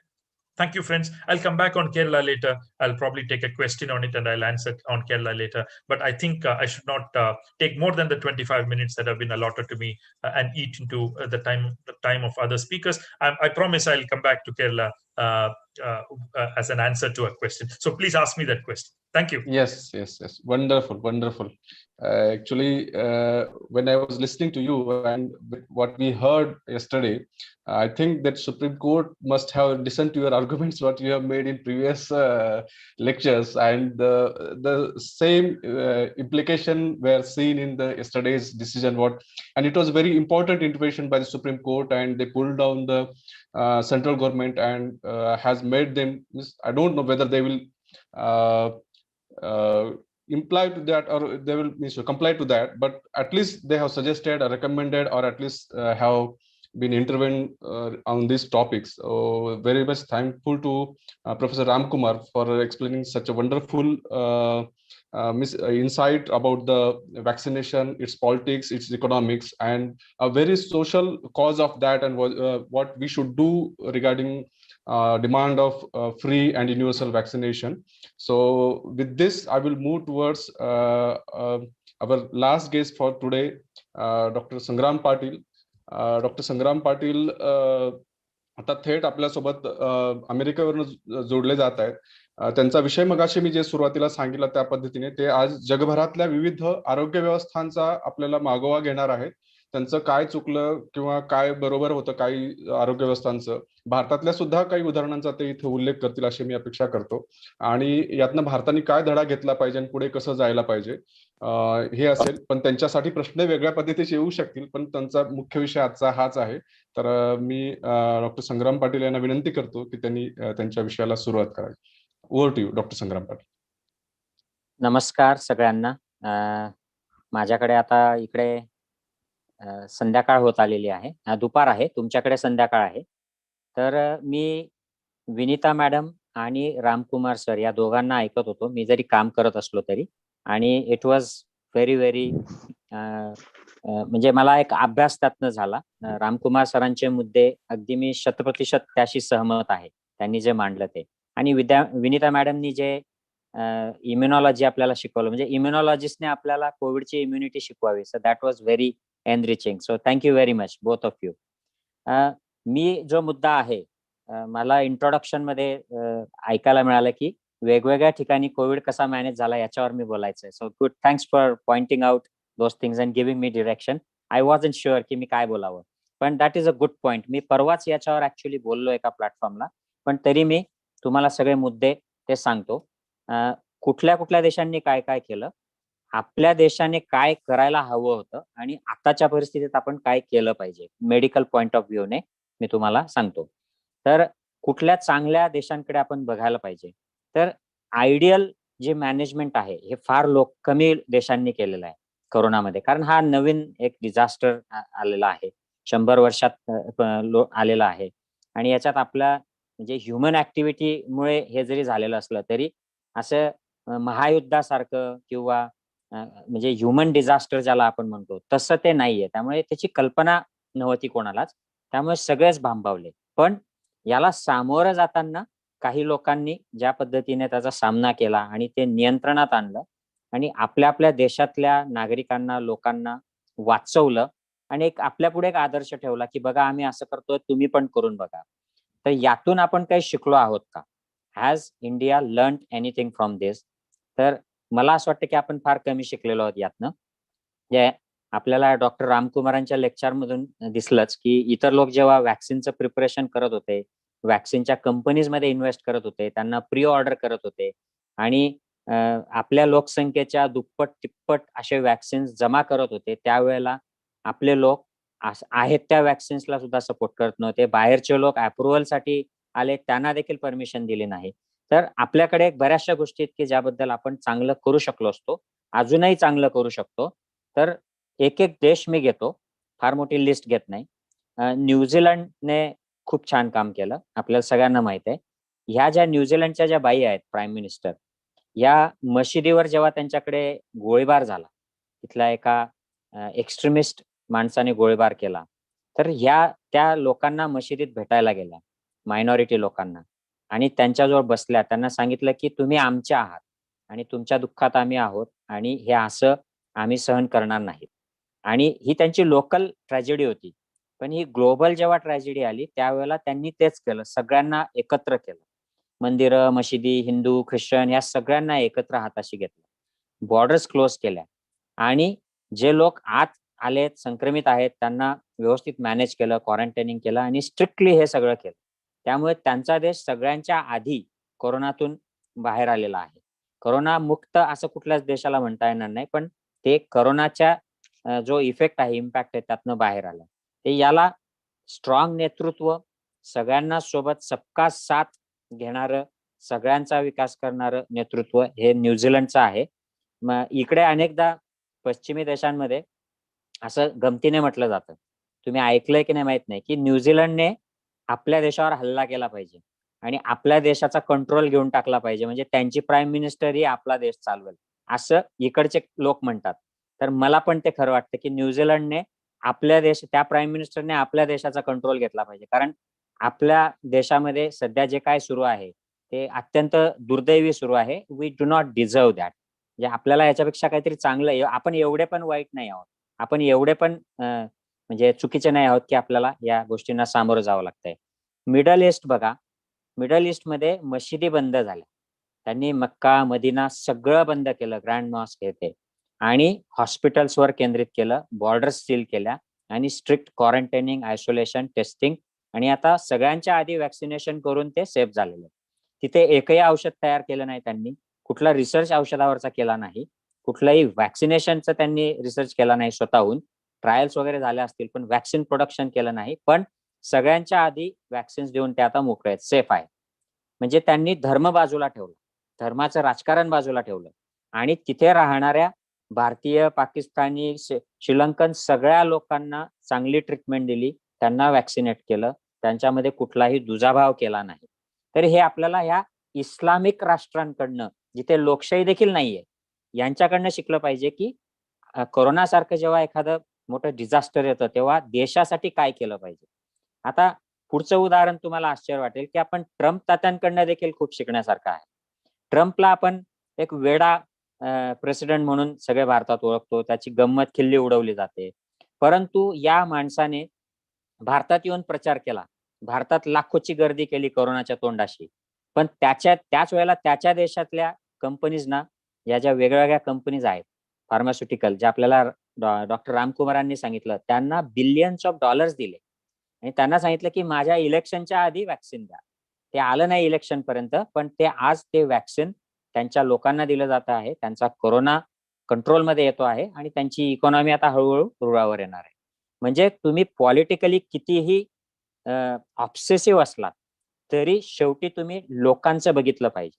लोकांचं बघून मग हे दौरे आणि elections आणि campaigns केले पाहिजेत. हे ट्रम्प कडनं आपल्या प्राईम मिनिस्टरने शिकलं पाहिजे. I hope he understands it before he retires politically. पण माहित नाही ते त्यांना कळेल की नाही त्यांच्या रिटायरमेंटच्या आधी. हे श्रीमंत देश आहेत बघा. आफ्रिकेतल्या गरीब देशांनी, व्हिएतनाम सारखे देश जे फार श्रीमंत देशांमध्ये गणले जात नाहीत, यांनी सुद्धा कोविड इतका चांगल्या पद्धतीने मॅनेज केलाय. यांच्याकडे कम्युनिटी वर्क जे आहे, आरोग्य सेवक जे कम्युनिटीमध्ये मलेरिया, HIV वगैरे यासारखे कामं करतात, त्यांना एबोलाचा अनुभव होता आधीचा. यांनी प्रचंड अवेअरनेस लोकांमध्ये मेंटेन केलं.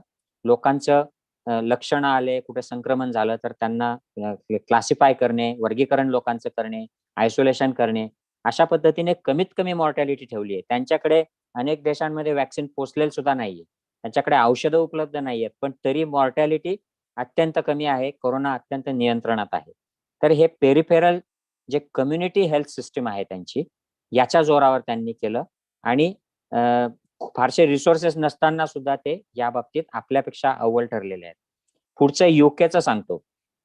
आता मित्रांनो, युके, इटाली किंवा अमेरिका, इथे आपल्याला टीव्हीवरनं किंवा इतर मीडियाद्वारे आपल्याला असं दिसतं की भरपूर डेड बॉडीजचे ढीग लागलेत, खूप लोक मरतायत. पण एक गोष्ट लक्षात घ्या की या देशांमध्ये जे लोक मेलेत हे 80+, 90+, 75+ असे लोक मेलेत. म्हणजे 90% मरणारे लोक हे 65च्या वरचे आहेत आणि 10% 65च्या खालचे आहेत.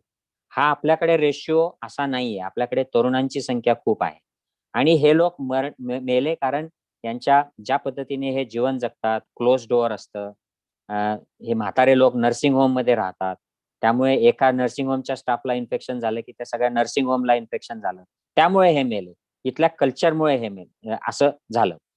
त्यामुळे आपल्याला तो आकडा मोठा दिसला आणि ते सगळे डेड बॉडीज यांच्याकडे लगेच, आपल्याकडे जसं डेड बॉडी जाळली जाते, पुरली जाते, तसं इकडे होत नाही. त्यांच्याकडे ते आरामाने केलं जातं, त्यामुळे ते जास्त वाटलं. आपल्याकडे आता दुसऱ्या लाटेमध्ये तशी परिस्थिती निर्माण झाली आहे. पण दुर्दैवाने हे जे मरणारे लोक आहेत हे खूप कमी वयाचे आहेत. याच्यामध्ये 80च्या 90च्या वरचे लोक नाहीत, हे तरुण आहेत. हे दुर्दैव आहे. तर युकेने हे लोक मरत असताना युके हतबल झालं. पण इथल्या सरकारने आणि इथल्या जी टीम आहे एक्सपर्ट्सची, मेडिकल ऍडमिनिस्ट्रेशन आणि इकॉनॉमिस्ट यांनी प्रचंड चांगलं काम केलंय. इथला एकही व्यक्ती भुकेने रस्त्यावर आला नाही. त्यांनी लोकांच्या अकाउंटला पैसे सरळ ट्रान्सफर केले. प्रत्येक बेरोजगार, ज्याचा बिझनेस गेला तो, किंवा ज्याची नोकरी गेली, या सगळ्यांना घर बसल्या बँकेत पैसे दिले. त्यांना सांगितलं तुम्ही ऑर्डर करा ऑनलाईन, तुम्हाला घरी डिलिव्हर मिळेल. आणि अशी सगळी यंत्रणा अजूनही लोकांना पैसे मिळत आहेत. आणि ही बिझनेसला त्यांनी सपोर्ट केलं. हे करत असताना हॉस्पिटल्सला सपोर्ट केलं. प्रचंड मोठ्या प्रमाणावर इक्विपमेंट्स हॉस्पिटल्सला आले, एक्स्ट्रा स्टाफ आला आणि भरपूर पैसे. माझा 40% पगार वाढलाय कोरोना काळात. अजूनही कोरोना आता गेला आमचा तरी माझा पगार वाढलेला. आणि एवढंच नाही तर एक बोनस म्हणून प्रत्येक कर्मचाऱ्याला 50,000 रुपयाचं बोनस. प्रत्यक्षात ते 75,000चं आहे, पण टॅक्स कापून 50,000 हे प्रत्येक नर्सला, वॉर्ड बॉयला, सगळ्यांना मिळणार आहे, डॉक्टरांना. तर ही ती यंत्रणा त्यांनी बघितली, यांना सपोर्ट केलं आणि वॅक्सिन्स प्री ऑर्डर केले. अगदी पुढचा विचार करून या सगळ्या योजना आखल्या आहेत. बिलियन्स ऑफ पाऊंड्स युके मध्ये खर्च केले जात आहेत. हे कोरोनाचे डिटेक्शनचे मेकॅनिझम सिस्टम्स या प्लेसमध्ये आहेत आता. तर ह्यातलं आपल्याकडे काहीच नाहीये. आपल्याकडे एक करोडो आणि जे अब्जो पैसे आहेत हे नसत्या गोष्टींवर, पुतळे, स्मारक आणि ग्रँड विस्टा, प्राईम मिनिस्टरचं अंडरग्राऊंड टनेल दिल्लीमध्ये, त्याला प्राईम मिनिस्टरला जायला विमानतळापर्यंत टनेल वगैरे, असल्या गोष्टींवर आपल्याकडे पैसा, प्राईम मिनिस्टरचं विमान, या गोष्टींवर पैसा खर्च केला जातोय. इकडची जी सरकार आहेत पश्चिमेतली, ही लोकांच्या जनकल्याणाच्या गोष्टींवर पैसा इन्व्हेस्ट करतायत. आणि हे करत असून देखील त्यांच्यावर टीका होते की तुम्ही चुकीच्या ठिकाणी पैसा टाकला, ही स्कीम चुकीची होती, तिकडे टाकला पाहिजे होता. इकडची अशी जागृत जनता आहे, असा जागृत मीडिया आहे. तर हे आपल्याकडे कधी होईल माहित नाही. अजून पुढचं जपानकडनं काय शिकायला होतं. जपानने जशी लाट आली तशी 3C ची पॉलिसी लावली. म्हणजे लोकांनी कोणाच्या क्लोज जायचं नाही, पहिला सी. दुसरा सी, कुठल्याही क्लोज स्पेसमध्ये गर्दी करायची नाही. आणि तिसरा सी म्हणजे क्राऊड करायची नाही, क्राऊडमध्ये जायचं नाही. आणि तंतोतंत पाळलं. पहिल्या दिवसापासून ते मास्क लावायला लागले आणि त्या लोकांनी कोरोना अत्यंत नियंत्रणात ठेवला. त्यांना अजिबात तिथे मॉर्टॅलिटी वाढली नाही कोरोनाची. Japan is very good example. दुसऱ्या लाटेत सुद्धा त्यांच्याकडे मॉर्टॅलिटी झाली नाही. तर हे आपल्याकडे ह्या 3C चा आपण रिव्हर्स 3C केला. आपण लोकांना जवळ जवळ घेऊन फिरलो, मेळावे केले, आंदोलनं केले, कृषी आंदोलन, कुंभमेळा, इलेक्शन रॅलीज. आणि आता तर महाराष्ट्रामध्ये आपले विरोधी पक्षातले काही लोक त्या नाशिकच्या दवाखान्यामध्ये मोठी अशी म्हणजे असं ताफा घेऊन फिरतात. तर हे चुकीचं आहे. नेत्यांनी इस्पितळांमध्ये अशा लोकांच्या, कार्यकर्त्यांच्या गर्दी घेऊन याच्याने साध्य काय होतं. उलट तुम्ही त्या हॉस्पिटलच्या प्रशासनावर, डॉक्टरांवर प्रेशर टाकता आहात. ते आधीच स्ट्रेस्ड आहेत, त्यांना रात्रंदिवस दुसरं काही कुठले सुधरत नाहीये, आणि तुम्ही जाऊन अजून प्रेशर टाकता तुमच्या पॉलिटिक्ससाठी. तर हे बाकी कुठे झालं नाहीये. तर हा जपानकडनं आपण हे शिकलं पाहिजे. मेडिकल फील्डने काय शिकलं पाहिजे, कशा पद्धतीने मॅनेज करायला पाहिजे होतं, याविषयी मी वेळोवेळी व्हिडिओजवर बोलत असतो. आपल्याकडे मेडिकल फील्डने जेवढा हे सगळा संभ्रम निर्माण केला, आयुर्वेदा, इव्हन ॲलोपॅथी, होमिओपॅथी, आणि हे जे बोगस डॉक्टर जे आहेत, ज्या वेगवेगळे साधू, बाबा, बुवा, ज्यांनी गोमूत्र, शेण आणि मंत्र, तंत्र, गीता वाचा, बायबल वाचा, कुराण वाचा, या सगळ्यांनी हा सगळा जो गोंधळ केला, याच्यामुळे लोकांची खूप हानी झाली. लोक घाबरले, लोकांनी नसते प्रकार केले, रोज वाफ घेत बसले, रोज काढे पीत बसले लोक, आणि गरम पाण्याच्या गुळण्या करा, गरम पाणी प्या. याने लोकांची चिंता वाढली, उठाठेव वाढली, खर्च झाला, नसते औषधं विकत घेतलीत लोकांनी इम्युनिटी बुस्टरचे, आणि त्यामुळे प्रॉब्लेम झाला. आणि मुळात एव्हिडन्स जो आहे हा कोरोनाच्या औषधांना फार कमी आहे, कारण हा नवीन आजार आहे, 15च महिने झालेत याला. म्हणून ज्या लोकांना लक्षणं नसतात, जे माइल्ड असतात, मॉडरेट असतात, या लोकांना कुठलाच उपचार लागत नाही. ज्या लोकांना सिव्हिअर लक्षणं येतात, या लोकांना ऑक्सिजन कमी झालं तर तिथून औषधांना सुरुवात होते. जोपर्यंत तुमचा ऑक्सिजन ठीक असतं तोपर्यंत तुम्हाला कुठलाच उपचार नाही भारतात उपलब्ध. अमेरिकेत आणि काही पश्चिमी देशात, इकडे इंग्लंडमध्ये देखील काही अँटीबॉडीज उपलब्ध आहेत, त्या भारतात अजून उपलब्ध नाही आहेत. त्यामुळे जोपर्यंत तुमचा सिव्हिअर निमोनिया नाही, ऑक्सिजन व्यवस्थित आहे, तोपर्यंत तुम्हाला स्पेसिफिक कुठलाही उपचार नाही. प्लाझ्मा थेरपी, रेमडेसिवीर, मॅडम म्हणाल्यात, विनिता मॅडम, हे अगदी बरोबर आहे. प्लाझ्मा थेरपीला कुठलाही, मी आजच एक हिंदीतनं व्हिडिओ पोस्ट केलेला आहे. Plasma therapy has no evidence. आणि आपल्याकडे प्लाझ्मा थेरपीवर राजकारण चालतंय, त्यावर लोक पळतात, व्हॉट्सअपवर सोशल मीडियावर एकमेकाला मेसेज करतात, प्लाझ्मा चाहिए वगैरे. काही गरज नाहीये, त्याच्याने काही फायदा होत नाही, हे आता ट्रायल्स मधनं दिसलेलं आहे. रेमडेसिवीरने फायदा होत नाही, त्याच्याने जीव वाचत नाहीत, हे ट्रायल्स मधून दिसलंय. आणि भसाभसा अँटीबायोटिक्स लोक देत आहेत, भसाभसा सलाईन्स देत आहेत, ही कुठलीही गरज नाही. सिंपल मॅनेजमेंट केलं पाहिजे लोकांचं. मी आता 15 महिन्यापासून आयसीयू मध्ये काम करतोय कोविडच्या, आणि मी स्वतः कोविड पेशंट देखील होतो. याच्यावरून मी तुम्हाला सांगतोय, मी एक डॉक्टर सुद्धा बघितला नाही कोविड. 3 आठवडे मी घरी होतो, नर्स पण पाहिली नाही आणि डॉक्टरलाही पाहिलं नाही. घरच्या घरी टेस्ट करायला गेलो आणि टेस्टसाठी वाट बघितली आणि साधी पॅरासिटामॉल, ब्रुफेनच्या गोळ्या घेतल्या गरजेनुसार आणि आम्ही बरे झालो. हे सगळे होऊ शकतात. पण आपल्या मेडिकल फील्डने पेशंट आला की त्याला कोविडच्या टेस्टला वेळ लागतो म्हणून सिटी स्कॅनचा ऍडवाइस केला. This is the most corrupt practice. याला आणि मोस्ट अनएथिकल प्रॅक्टिस आपल्या डॉक्टरांनी केली, आणि याचं समर्थन करतात वरनं की कोविडला वेळ लागतो टेस्टला. तर माझं म्हणणं आहे की वेळ लागतो तर तुम्ही पेशंटला सांगा की तू घरी आयसोलेट हो, लक्षणं सिव्हिअर झाले तर परत ये, श्वास लागला तर परत ये, आणि मग त्यावेळेला आपण एक्सरे करू. जे एक्सरे मध्ये दिसतं ते 70 पट जास्त रेडिएशन देणारं सिटी स्कॅन करतात. म्हणजे 70 एक्सरे मधून जे रेडिएशन मिळतं ते सिटी स्कॅन मधून मिळतं. आणि आपले डॉक्टर सर्रास 1 नाही 2 नाही 3 4 सिटी स्कॅन काही काही लोकांचे करतात आणि त्यांना त्रास काहीच नसतो. तर ही चुकीची प्रॅक्टिस मेडिकल फील्डने देखील यातनं केलं पाहिजे, धडा घेतला पाहिजे. जगात कुठेही झालं नाही असं. कोणत्याच देशाने, अमेरिकेसारखी कमर्शियल हेल्थ सिस्टीम असून देखील तिकडे देखील असा गैरवापर एवढा औषधांचा आणि इन्व्हेस्टिगेशनचा केला नाही त्यांनी. तर महत्वाचं अजून यात आपल्याला जे इतर देशांनी केलं आणि जे आपल्या देशामध्ये नाही झालं. आपल्या देशामध्ये मी ऐकलं की आपली साधारणतः सप्टेंबर-ऑक्टोबर मध्ये आपली लाट संपली, म्हणजे कमी झाली मागच्या वर्षी. तेव्हापासून आपले प्राईम मिनिस्टर हमने कोरोना अभी जीत लिया असं सगळीकडे सांगत फिरले. आणि हा एकमेव असा मुखिया होता जगातला की जो कोरोनाला आता आम्ही हरवलं असं कुठलाही आधार नसताना सांगत. म्हणजे आता इस्रायलने डिक्लेअर केलंय की आम्ही कोविड फ्री झालो, कारण त्यांनी वॅक्सिनेट केलं लोकांना. त्यांच्याकडे ऍडल्टच्या संख्येच्या 100च्या वर टक्के वॅक्सिनेशन झालंय. चायनाने मध्यंतरी डिक्लेअर केलं होतं, तर त्यांच्याकडे ऍक्च्युअल मध्ये कंट्रोल झालाय. त्यांच्याकडे सेकंड लाट आलीच नाही फारशी. पण आपल्याकडे सेकंड लाट येणार आहे, समाजात कोरोना आहे हे माहीत असून केवळ फक्त 5 राज्यांमध्ये इलेक्शन येत आहे म्हणून तो अजेंडा चालवला गेला की हमने कोरोना की लढाई जीत ली, अब हम दूसरे राज्यों को, दूसरे राष्ट्रों को वैक्सीन देंगे, तो हम वैक्सीन गुरु हो गए. हम पहले विश्व गुरु तो थे ही, अब वैक्सीन गुरु भी हो गए. तर हे आधीच्या आधी विजयोत्सव जो साजरा झाला हा चुकीचा होता. याने लोकांमध्ये चुकीचा मेसेज गेला. ठीक आहे, आपण सुज्ञ आहोत, आपण ऐकत नाही, पण भक्त नावाची एक जमात भारतात उपलब्ध आहे आणि हे जवळजवळ आता त्यांची संख्या कमी होते. पूर्वी ते 30% आसपास होते, आता ते कमी होत आहेत झपाट्याने. त्यांना हे जे दुसऱ्या लाटेमध्ये सगळं दिसतंय त्यातनं भरपूर लोकांचे डोळे उघडतायत, लोक डोळस विचार करायला लागलेत. आणि ही जमात जी आहे 30ची, माझं असं म्हणणं आहे की 30चा शून्य व्हावा 2024च्या इलेक्शनच्या आधी. पण हे लोक आहेत, यांच्यावर परिणाम होतो. हे ऐकत नाहीत, हे बाहेर गर्दी करत फिरतात आणि मग ते बघतात की मंदिरं उघडले पाहिजेत, येस, मशिदी उघडल्या पाहिजेत. या सगळ्या गोष्टीने आपला जो फोकस असतो तो दूर होतो, गांभीर्य राहत नाही. आणि जर प्राईम मिनिस्टरलाच गांभीर्य नाही तर देशाचं काय होईल याचं सर्वोत्कृष्ट उदाहरण अमेरिका, ब्राझील नंतर इंडिया आहे. खरं म्हणजे आता इंडिया हॅज टॉप.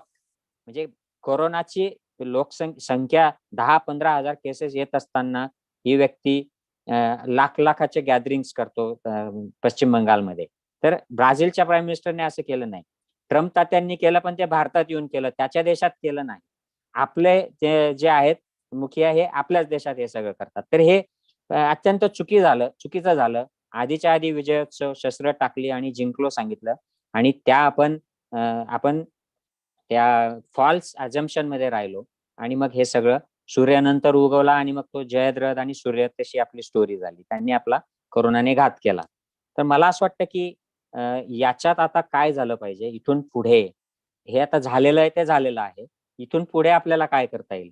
आणि खरं म्हणजे अशा मंचांवरून मतं मांडली अनेक लोकांनी की हे सरकारपर्यंत पोहोचतात आणि मग ते जागे होतात. हा माझा स्वतःचा अनुभव आहे. त्यामुळे माझं मत आहे की तिसरी लाट येणार आहे आपल्याकडे, पण तिसऱ्या लाटेविषयी जास्त न बोलता आपण दुसऱ्या लाटेला व्यवस्थित मॅनेज केलं पाहिजे. कारण या लाटेत लोक मरतायत पुढचे लोक आपण वाचवूच, ते वॅक्सिन दिलं आणि आपण नियम पाळले तर लोक वाचतील. पण आताच काय, तर आता लोकांचं वर्गीकरण नीट केलं पाहिजे. माइल्ड, मॉडरेट, सिव्हिअर, क्रिटिकल आणि एसिम्प्टोमॅटिक असे 5 गट. त्याच्यामध्ये एसिम्प्टोमॅटिक, माइल्ड, मॉडरेटला घरी ठेवायचं आणि जे सिव्हिअर आणि क्रिटिकल आहेत या 2 गटांना हॉस्पिटल्समध्ये ठेवायचं आणि यांना कम्युनिकेशन चांगलं एस्टॅब्लिश करायचं. बाकी सुविधा पुरवणे वगैरे हे सगळं गव्हर्नमेंटचं काम आहे. ऑक्सिजन, व्हेंटिलेटर, डॉक्टरांना सपोर्ट करणे, त्यांच्यावर हल्ले न करणे, त्यांना तिथे रोज जर एक नेता जाऊन हॉस्पिटलला व्हिजिट करेल तर त्याची सिक्युरिटी, त्याच्यासाठी सगळं तयारी, तर हे डॉक्टरांवर आणि यंत्रणेवर प्रेशर पडतो. माझी सगळ्या नेत्यांना अपील आहे की कोणीही तुम्ही दवाखान्यांना अशा राजकीय भेटी देऊ नका. तुम्ही सामान पाठवा, तिथे त्यांना सपोर्ट करा, त्यांच्याशी फोनवरनं बोलून घ्या, त्यांना व्हिडिओ कॉल करा, त्यांना कंप्लेंट सांगा की तुमच्या दवाखान्यामध्ये असं कंप्लेंट आली आहे. तेवढंच करा. तुम्ही भेटी देऊन उगाच यंत्रणांवर ताण पाडाल, तर हे नाही झालं पाहिजे. इथून पुढे मॅच्युअरली मॅनेज केलं गेलं पाहिजे आणि लोकांनी देखील धीर ठेवायचा आहे की 1000त 1 असा याचा मृत्यूदर आहे या आजाराचा. मग कशाला घाबरायचं? आणि याला उपचार फारसा नाहीये. ऑक्सिजन लेवल कमी झाल्याशिवाय याच्यावर कुठलाही स्पेसिफिक उपचार नाही. मग आपण उगाच जाऊन डॉक्टरांना सिटी स्कॅन करा, हे करा, ऍडमिट व्हा, हे कुठलीही गरज नाही. कुठल्याही औषधांच्या मागे लागू नका. हे कुठलेच औषधं फारसे प्रभावी नाहीत कोरोनामध्ये.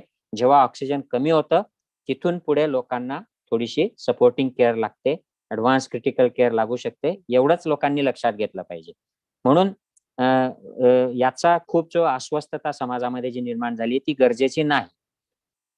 इथून पुढे मात्र आपण या अशा जे डिझास्टर्स येतात कोरोनासारखे अजूनही येतील, कदाचित आपल्या लाईफ टाईम मध्ये येऊ शकतात. यांना सामोरं जाण्यासाठी आपली तयारी केली पाहिजे. इथून पुढे आता पुतळे बांधणं बंद झालं पाहिजे. इथून पुढे स्मारकं बंद झाली पाहिजेत, मंदिरं बंद झाली पाहिजेत, मशिदी बंद झाल्या पाहिजेत. बघा किती छान उदाहरण आहे. बाबरी मशीदसाठी 5 एकरची जागा दिली आहे सुप्रीम कोर्टाने आणि ते तिथे दवाखाना बांधतायत. किती छान उदाहरण आहे. केवढं हे पॉझिटिव्ह थिंकिंग आहे. आणि अशा ठिकाणी आपण अशा प्रोजेक्ट्सला त्यांचा धर्म न बघता यांना मदत केली पाहिजे. मंदिरं किती बांधायची, किती मशिदी बांधायच्या, काही गरज आहे का? इकडे युके मध्ये मी राहतो, पश्चिमी देशांमध्ये, इकडे मंदिरं विक्रीला आहेत. चर्च लोक विकतात कारण त्या वापरत नाहीत आणि लोक आपले भारतातले, पाकिस्तान मधले लोक त्या चर्च घेतात आणि त्याचे मंदिर आणि मशिदीमध्ये कन्वर्ट करतात.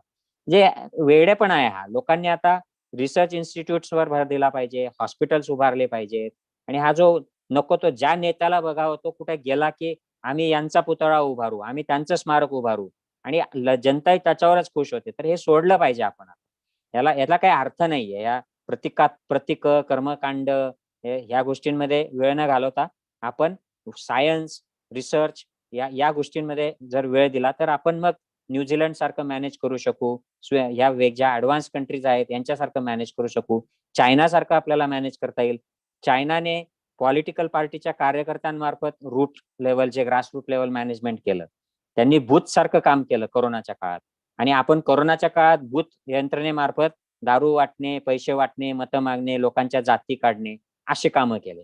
तर हे जे आहे आपल्याला बघायला पाहिजे. आपल्या लोकांना देखील बघितलं पाहिजे आणि सरकारांना देखील बघितलं पाहिजे.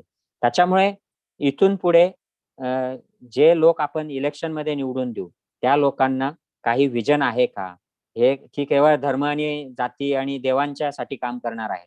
आणि लोक मरत असले तरी सुद्धा ते अयोध्येला जाऊन मंदिराचं उद्घाटन करणार आहेत. लोक मरत असले तरी ते राज्यांच्या इलेक्शनसाठी त्या कुंभमेळ्याला परमिशन देणार आहेत. तर हे अत्यंत अविवेकी, अनसायंटिफिक, इलॉजिकल आणि अँटी ह्युमन अशी स्ट्रॅटेजी वापरणारे लोक आपण निवडून नाही द्यायला पाहिजे, असं माझं मत आहे. मला वाटतं भविष्यात आपण अजून चांगलं काम करू शकतो. याच्यासाठी आपल्याला सगळ्यांना, जे चांगल्या विचारांचे लोक आहेत यांचं नेटवर्किंग झालं पाहिजे आणि आपण एकमेकाला सपोर्ट करून प्रेशर टाकला पाहिजे सोशल मीडिया मार्फत. मुख्य मीडिया आपल्या आवाजाला स्थान देत नसेल तर युट्यूब, फेसबुक हे सगळ्या गोष्टी आपल्याकडे आहेत. आपण व्हिडिओज करू शकतो, आपण आपल्या मतं मांडू शकतो आणि हे सगळं आपण केलं पाहिजे. आणि आय थिंक मी तेच करतो आहे, तोच माझा प्रयत्न चाललेला आहे. कोरोनामुळे मी कोरोनामध्ये डायव्हर्ट झालोय, अन्यथा माझा मुख्य पर्पज हा कोरोना नाहीये. मला सामाजिक, धार्मिक या गोष्टींबद्दल जनजागृती करणे, त्यावर बोलणे, विवेकवाद पसरवणे हे माझं मेन उद्दिष्ट आहे, पण कोरोनामध्येच आल्यामुळे मी कोरोनावर बोलायला लागलो. तर आय होप एवढं सफिशियंट आहे, नाहीतर जास्त वेळ एक्सटेंड होईल. काही प्रश्न असेल तर मी घेईन प्रश्न. खूप खूप धन्यवाद डॉक्टर संग्राम. ऍक्च्युली तुम्ही खरंच प्रमुख मुद्द्याला हात घातलेला आहे की जर पॉलिटिकल विल असेल आणि पॉलिटिकल जर पॉलिसीज असतील किंवा जे सरकारच्या पॉलिसीज असतील त्या जर रॅशनल पद्धतीने ड्राफ्ट केलेल्या असतील किंवा त्या समोरच्या परिस्थितीला अनुसरून असतील तर त्याचे परिणाम कसे वेगवेगळ्या देशांमध्ये दिसतात. न्यूझीलंडचं उदाहरण तुम्ही दिलं किंवा चायनाचं उदाहरण दिलेलं आहे. तर मला वाटतं की ही काही खूप चांगली उदाहरणं आहेत. म्हणजे व्हिएतनामचं पण तुम्ही उदाहरण दिलं. मी थोडंसं आता म्हणजे आता आपण प्रश्नोत्तराला सुरुवातच करत आहोत. तर मी माझ्याच प्रश्न तुमच्यापासून सुरुवात करतो कारण तुमचं आता जस्ट मांडणी झालेली आहे.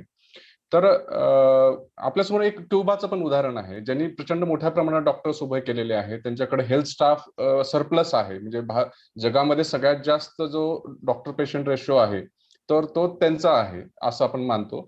तर क्युबाच्या त्या म्हणजे प्रयत्नाकडे किंवा क्युबाने जे इतर देशांना मदत केली त्याच्याकडे तुम्ही कसं बघता आणि त्याच्यातनं भारताने काय शिकलं पाहिजे? कारण भारताकडे इतक्या मोठ्या प्रमाणात ह्युमन रिसोर्स आहे. आपल्याकडे खूप मोठ्या प्रमाणामध्ये लोकसंख्या आहे. त्याचा उपयोग अशा काही गोष्टीसाठी करता येऊ शकतो का की सरप्लस मेडिकल स्टाफ क्रिएट करण्यासाठी. दुसरं म्हणजे NHSचं एक उदाहरण आहे जे 31 मार्चला NHSने एक गाईडलाईन जी थर्ड वेव्हला कन्सिडर करून अज्युम करून केलेली आहे. त्याच्यामध्ये ते थर्ड वेव्हची तयारी आत्तापासून करायला लागले. भारताने याच्यामध्ये असं करायला नको होतं का की 2 सर्चच्या मधला जो पिरियड आहे तो पिरियड प्रिपरेशनसाठी आणि अनालिसिससाठी डाटा अनालिसिससाठी आणि पुढलं प्रोजेक्शन ठरवण्यासाठी आणि त्याची तयारी करण्यासाठी घालवायला पाहिजे होता का? आणि ते केलं असतं तर आता आपल्याला जी ऑक्सिजन इमर्जन्सी जाणवते, वॅक्सिन इमर्जन्सी जाणवते किंवा वेगवेगळ्या प्रकारचे बेड्स अवेलेबल नाहीत हे जर आपल्याला करता येऊ शकलं असतं का? म्हणजे भारताची तशी कॅपॅसिटी आहे का? कारण तुम्ही ज्या वेळेला ग्लोबल पर्स्पेक्टिव्हने बघता तर भारत हे निश्चित करू शकला असतं का? कारण लोकांना असं वाटतं की भारत गरीब देश आहे, हे करू शकला नसता. पण मला वाटतं की तुम्ही त्याच्याबद्दल जास्त विश्लेषण करून सांगितलं तर जास्त बरं. मी बोलायचं आहे ना, मी सांगू हो ना हो येस उत्तर. येस. हा, हो. तर क्युबाची जी परिस्थिती आहे ना, मी क्युबा विसरलो सांगायला. भारतात इंडियन आर्मी नावाचं एक मोठं इमर्जन्सीचा आपला रिझर्व्ह फोर्स आहे आणि आतापर्यंत कुठलंही आपल्याकडे काही डिझास्टर आलं तर आपली इंडियन आर्मी रणांगणात उतरते. पण आपल्या जे मुखिया आहेत त्यांनी इंडियन आर्मी वापरलेलीच नाहीये कोविडच्या काळामध्ये. ही इंडियन आर्मी कुठल्या तरी बाबाला झेड सिक्युरिटी, कुठल्या तरी नटीला वाय सिक्युरिटी आणि अशा प्रकारे आणि 5 राज्यांच्या इलेक्शनमध्ये एंगेज ठेवली. हे आता कुंभमेळ्यामध्ये तिकडे गेले असेल मॅनेजमेंटला. So this was misuse, proper abuse of Indian army. ही Indian army should have been utilised during first lockdown, during second lockdown. आता लोकांना जे प्रॉब्लेम्स येत आहेत आणि त्यांच्याकडे मेडिकल इन्स्टिट्यूट्स आहेत, सेंट्रल गव्हर्नमेंटचे हॉस्पिटल्स आहेत, अम्युनेशन फॅक्टरीचे हॉस्पिटल्स, रेल्वेचे हॉस्पिटल्स, आर्मीचे हॉस्पिटल्स आहेत, वेगवेगळे सेंटर्स आहेत आणि त्यांच्याकडे इमर्जन्सीचे देखील सोय असतात, रिझर्व्ह फोर्स असतात. हे कुठेही वापरले नाही. जेव्हा महाराष्ट्र प्रॉब्लेम मध्ये आहे त्यावेळेला सेंटरकडनं टीम यायला पाहिजे होत्या महाराष्ट्राचे जिथे जिथे हॉटस्पॉट्स आहेत त्या मॅनेज करायला, जसं चायनाने केलं.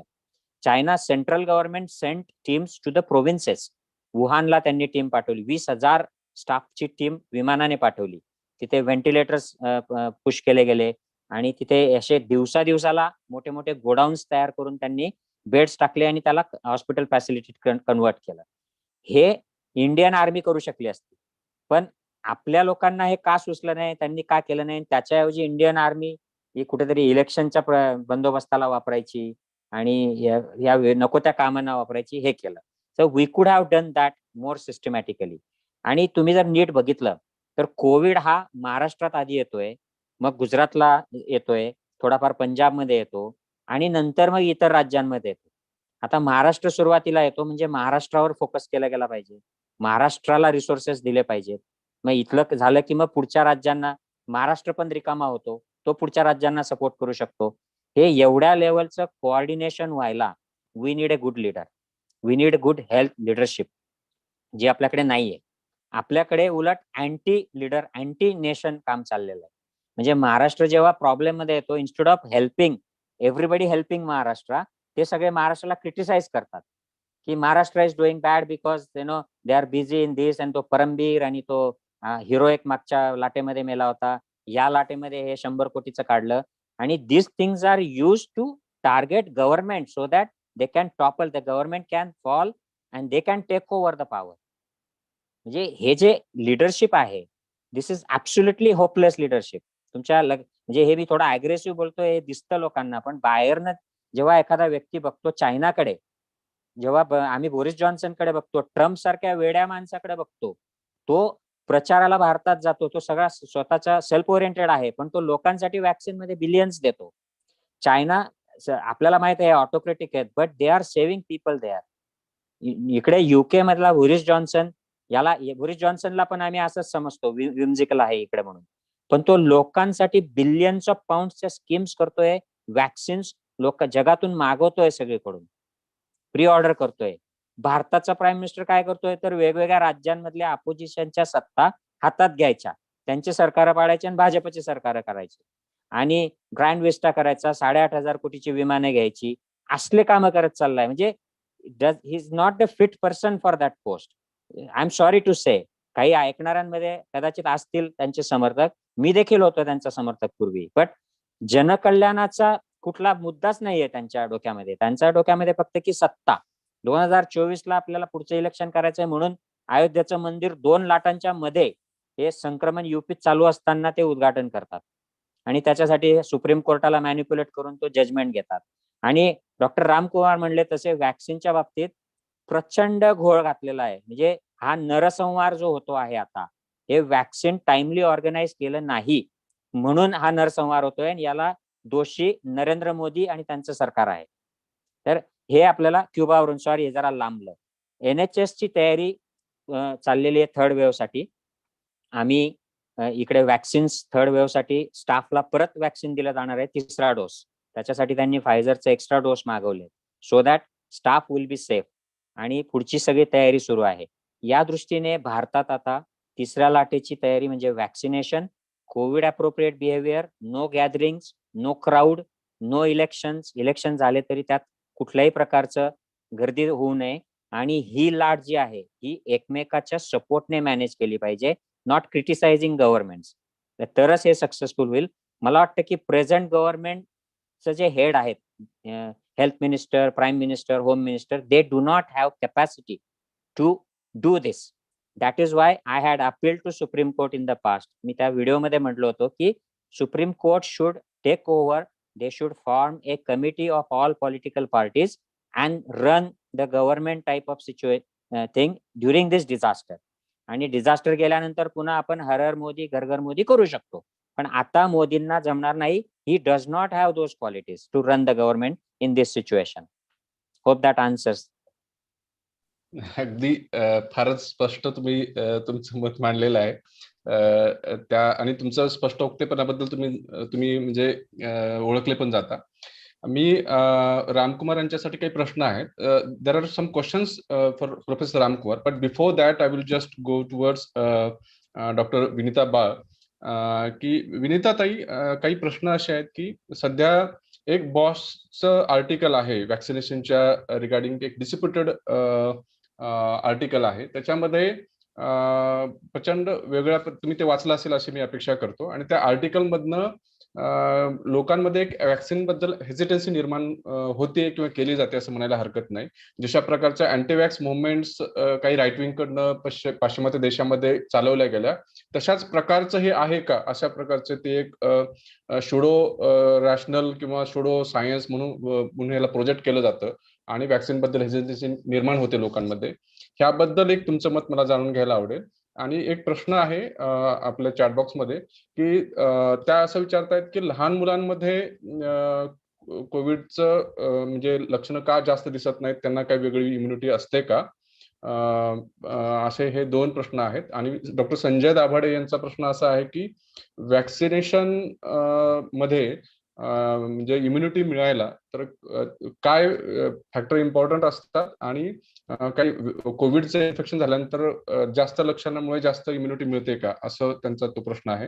म्हटलं यातल्या दोन्ही तिन्हींचं जर उत्तर तुम्ही सोबत दिलं तर जास्त बरोबर सोपं होईल.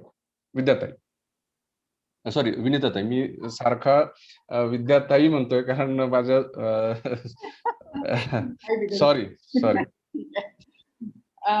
पहिला प्रश्न होता तो म्हणजे वॅक्सिन हेजिटन्सीच्या संदर्भामध्ये, आणि इथे माझ्या मताने आपल्या सगळ्यांचाच काय म्हणायचं, जी लोकांपर्यंत पोहोचायची ताकद आहे ती काही प्रमाणात कमी पडते, हाही मुद्दा आहे. पुरेसं आपण संदेश पोचवू शकत नाही. त्याच्या पलीकडला मुद्दा आहे तो म्हणजे ज्याला आपण रवीश कुमार सकट सगळेच तिथपासून ज्याला व्हॉट्सअप युनिव्हर्सिटी म्हणतात, तर त्याचाही महत्वाचा भाग आहे. कारण आपल्याकडले सुशिक्षित लोक अँटी वॅक्स या कॅटेगरीमध्ये थोडे तरी जाऊ शकतात, ते वाचतात विचतात असंही आहे. पण जे त्या मनाने कमी शिक्षित लोक आहेत तर ते ऑडिओज जे व्हॉट्सअप मार्फत पाठवले जातात ते किंवा व्हिडिओज पाठवले जातात, या दोन गोष्टी त्यांच्या कोट अनकोट शिक्षणाचा खूप मोठा भाग असतो. आणि अशा सोशल मीडियामध्ये या व्हॉट्सअप युनिव्हर्सिटीचा इतका दुरुपयोग केला जातो की त्याच्यामुळे गरीब माणसं जी नेहमी वाचणारी वगैरे अशी नसतात, ती फक्त ऑडिओ व्हिज्युअल गोष्टींकडेच जास्त लक्ष देऊ शकतात, त्यांच्यामध्येही वॅक्सिन हेजिटन्सी निर्माण होण्याचं हे एक कारण आहे असं मला वाटतं. शिवाय मगाशी जसं बोलणं झालं होतं, कोणीतरी म्हणत होतं तसं की कोविन ऍप हे सुद्धा एक वॅक्सिन हेजिटन्सीचं साधन बनलेलं आहे. कारण कोणालाच तिथे सहज नोंदणी करता येत नाही, खेड्यापाड्यात तर या गोष्टी काय कुणाच्या हातात पोचतच नाही.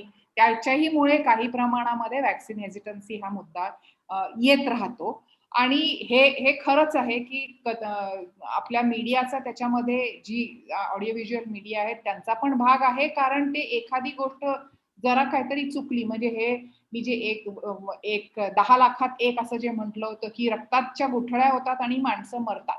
अरे हो, हे खरं आहे, पण त्याला किती प्रसिद्धी द्यायची, अशासारखी जर फार मोठी प्रसिद्धी दिली गरज नसलेल्या गोष्टींना आणि उरलेली 10 लाख उणे 1 एवढी माणसं जगतायत ह्याच्याकडे जर भर दिला नाही तरी वॅक्सिन हेजिटन्सी वाढतच राहते. आणि तशा अर्थाने आपण हा मेसेज लोकांपर्यंत पोचवायला कमी पडतो असंही मला वाटतं. तुम्ही म्हणता तो मी लेख ज्ञानेश्वर मी स्पेसिफिकली वाचलाय अशी मला खात्री नाहीये, लक्षात नाही आलं माझ्या पटकन, पण मी जनरल वॅक्सिन हेजिटन्सी बद्दल बोलत होते.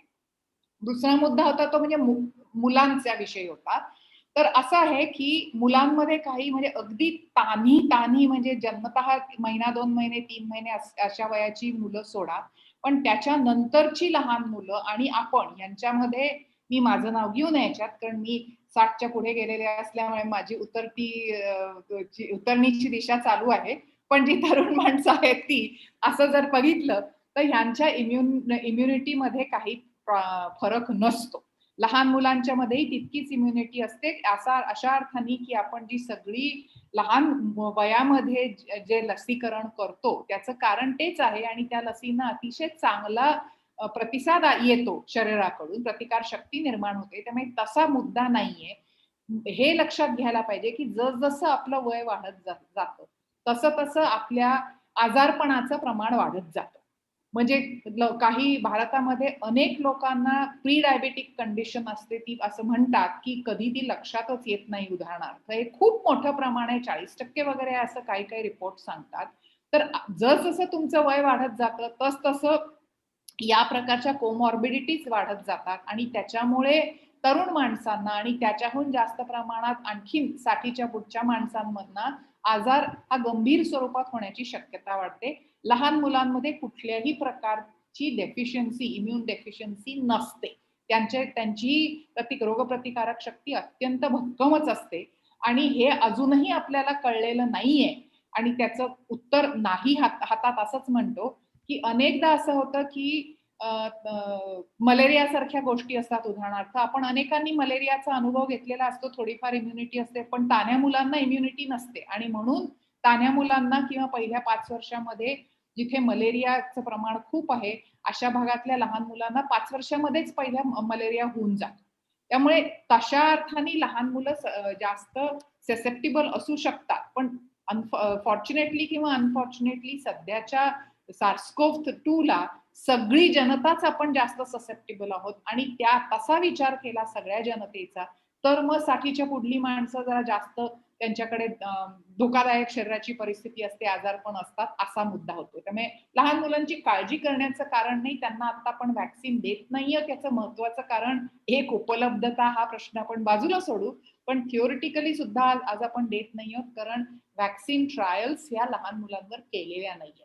त्यामुळे माझ्या लेखी जर आपण लहान मुलांना टेटनस टॉक्साइड देऊ शकतो, तर माझ्या मताने लहान मुलांना आपण कोवॅक्सिन किंवा कोविशिल्डही देऊ शकतो. पण हे मी म्हणणं, हे मला स्वतःला पब्लिक हेल्थ एक्सपर्ट मानत नसल्यामुळे मी हे इतकं सगळं सरसकट स्टेटमेंट करणार नाही. पण इम्युनॉलॉजिस्ट म्हणून मला असं वाटतं की हे लहान मुलांनाही देण्यामध्ये काही अडचण नाही. डोस कमी करायला नाही, पण तो काय सगळ्या डॉक्टरांना माहितीच आहे की औषधाचा डोस कमी असतो, तसंच हे करता येईल. जो संजयचा प्रश्न आहे, तर निरनिराळ्या माणसांमध्ये निरनिराळ्या प्रकारांनी का रिस्पॉन्स येतो आणि कमी जास्त प्रमाणात तो का होतो, तर याचं उत्तर देणं अशासाठी अवघड आहे की ज्याला मी उदाहरणार्थ इथे मी असं सांगू शकते की स्टॅटिस्टिक्सचा ज्यांनी विचार केलेला आहे संख्याशास्त्रांचा, त्यांना सगळ्यांना नॉर्मल डिस्ट्रीब्युशन कर्व म्हणजे काय माहिती, अशी ती बेल शेप्ड कर्व असते आणि त्याच्यामध्ये सगळ्या माणसांचे, सगळ्या लोकसंख्येतल्या सगळ्या माणसांचे रिस्पॉन्सेस त्याच्यावर प्लॉट करता येतात आपल्याला. मुद्दा असा त्यातला की आपल्याला सगळ्यांना एकच व्हॅक्सिन जरी दिलं किंवा रोगजंतू हे समजा प्रत्येकच व्यक्तीला 60 लाख, एक आकडा घेतला मी, 60 लाखच दिले तरी सुद्धा आपल्या शरीरामधली जी प्रतिकारक शक्ती असते त्याच्यामुळे कधी कधी प्रतिकारक शक्ती ही 5 युनिट 5 एकक एवढीच काही माणसांमध्ये रिस्पॉन्स निर्माण करू शकते, काहींमध्ये 10 करू शकते, काहींमध्ये 20 करू शकते, काहींमध्ये 50 किंवा 100ही करू शकते. आणि हा माणसात फरक का असतो याचं प्रत्येक माणसाचं जाऊन संशोधन केल्याखेरीज आपल्याला उत्तरं देता येत नाही. म्हणजे यासाठी जसं पर्सनलाइज्ड मेडिसिनचा मुद्दा केला जातो, तसं पर्सनलाइज्ड इम्युन सिस्टीमचा विचार करायला लागेल, तो अवघड असतो. त्यामुळे असं देता येत नाही. त्यामुळे मोठ्या प्रमाणावर लोकसंख्येमध्ये काय दिसू शकतं असा विचार करून त्याच्या संदर्भामध्ये आपण आकडेवारी ठरवतो आणि हो हे करूया किंवा हे नाही करूया असं म्हणू शकतो. त्यामुळे तशा अर्थाने संजयच्या प्रश्नांना डायरेक्ट उत्तर, डेफिनेटिव्ह आन्सर देता येत नाही. बरोबर, अगदी बरोबर. संजयनी एक कॉमेंट पण असं लिहिली, डॉक्टर संजय दाबडे यांनी, की लहान मुलांमध्ये सायटोकाईन स्टॉर्म वगैरे आढळत नाही, असं त्यांची एक कॉमेंट आहे. त्याच्याबद्दल तुम्ही काही म्हणणार असाल तर? नाही मी म्हणू शकत, कारण मी लहान मुलांमधले खास जे आहेत म्हणजे त्यांच्यात लहान मुलांमध्ये एक विचित्र प्रकारचा आजार, पुन्हा असाच खूप रेअर आजार झालेला होता कोविड-19चाच प्रकार म्हणून, तर त्याच्याविषयी लोक बोलतात, पण तोही पुन्हा इतका रेअर आहे आणि बाकी लहान मुलांच्या विषयी खास त्यांच्यात सायटोकाईन स्टॉर्म कमी होतं असं मी वाचलेलं नाहीये. त्यामुळे ही माहिती जर डॉक्टर म्हणून संजयच्याकडे असेल तर मग मी नंतर केव्हा तरी शोधून त्यांना उत्तर देईल. मला आता असं सहज म्हणून उत्तर देता येणार नाही. माझ्या माहितीमध्ये मी ऐकलेलं नाही. नक्की. मी हे प्रश्न अजून काही तुमच्यासाठी आहेतच, मी शेवटी परत तुमच्याकडे येईनच. पण मी I will like to go towards professor doctor Ramkumar. We have seen Kerala handling first wave of COVID very efficiently. Then they have prepared themselves in between these two surges. Now they are handling second wave very efficiently also. And Kerala is the only state we could see right now with the surplus liquid oxygen or medical oxygen. And even with the other facilities, like beds available at all remote places and all.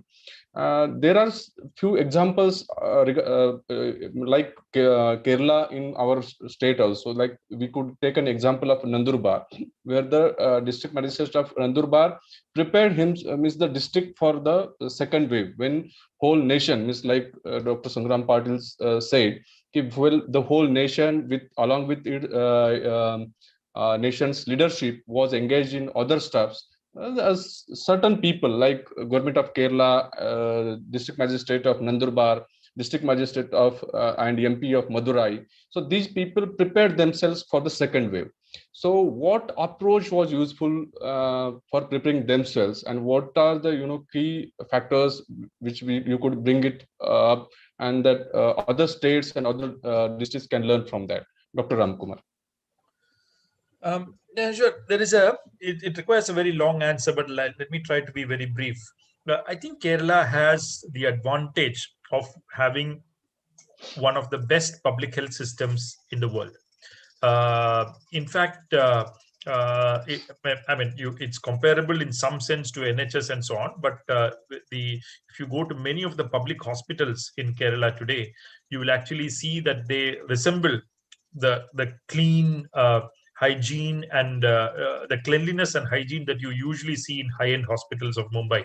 Okay, you go to a Taluka hospital in Kerala, it'll be as clean and as wonderfully maintained, like, for example, the Kokilaben Ambani hospital in Mumbai. The one reason is enormous amount of public investment has been made over the last few decades to create that kind of a public health system, to maintain a motivated workforce in the form of doctors, nurses, and other care staff. And it has been given that kind of a support by the political regime of the state. So that's one very important factor which we should not miss. It cannot be created. Nandurbar and all can be cited, but such facilities cannot be created overnight, even for a year, over a year. It needs years of investment and effort to create that kind of a public health system. Number two, Kerala made a very important turn in public policy in 1996 when it embarked upon a policy of decentralization of governance. So about 1/4 of the funding of the state government, or the spending of the state government, is actually done through panchayats today. Okay, and these panchayats are elected every 5 years. They have enormous powers, they have resources, and they have autonomy to do what they want. All the schools and hospitals in the local level are being maintained directly by these panchayats using the money given by the state government. So in a year, just in the form of plan funds, the state government gives 7,000 crore rupees to panchayats in 1 year. Okay, 7,000 crore rupees in 1 year. And if you calculate other salary expenses and other things, it will go up to 10,000 crore. Okay, but I'm only talking about money that can be spent for non-salary projects. Okay, that comes to 7,000 crore a year, and there are about 900 panchayats in Kerala. So this, you will see that one panchayat has huge amount of money to spend in human development sectors, education, health, etc. So as a result, the public health system in Kerala has enormous amount of community engagement incorporated into it. Okay, it's not something that is top down. It's basically something that is governed from below, and this means that the community engagement makes it very very people-centered. Okay, rather than being just an administrative diktat coming from the top. Okay, so these are the two very important historical factors that we should not miss. The third point is that Kerala has also had some amount of experience in dealing with these pandemics, because in 2017 it was infected by a very even a more dangerous virus than coronavirus, which is called Nipah. Okay, which spreads through bats. The Nipah virus outbreak of 2017 in one district of Kerala was very important, because the fatality rates there are much higher than for coronavirus. Okay, so the state really ramped up its public health infrastructure to deal with a pandemic situation. Okay, let's say an epidemic situation, and be ready for a pandemic situation later.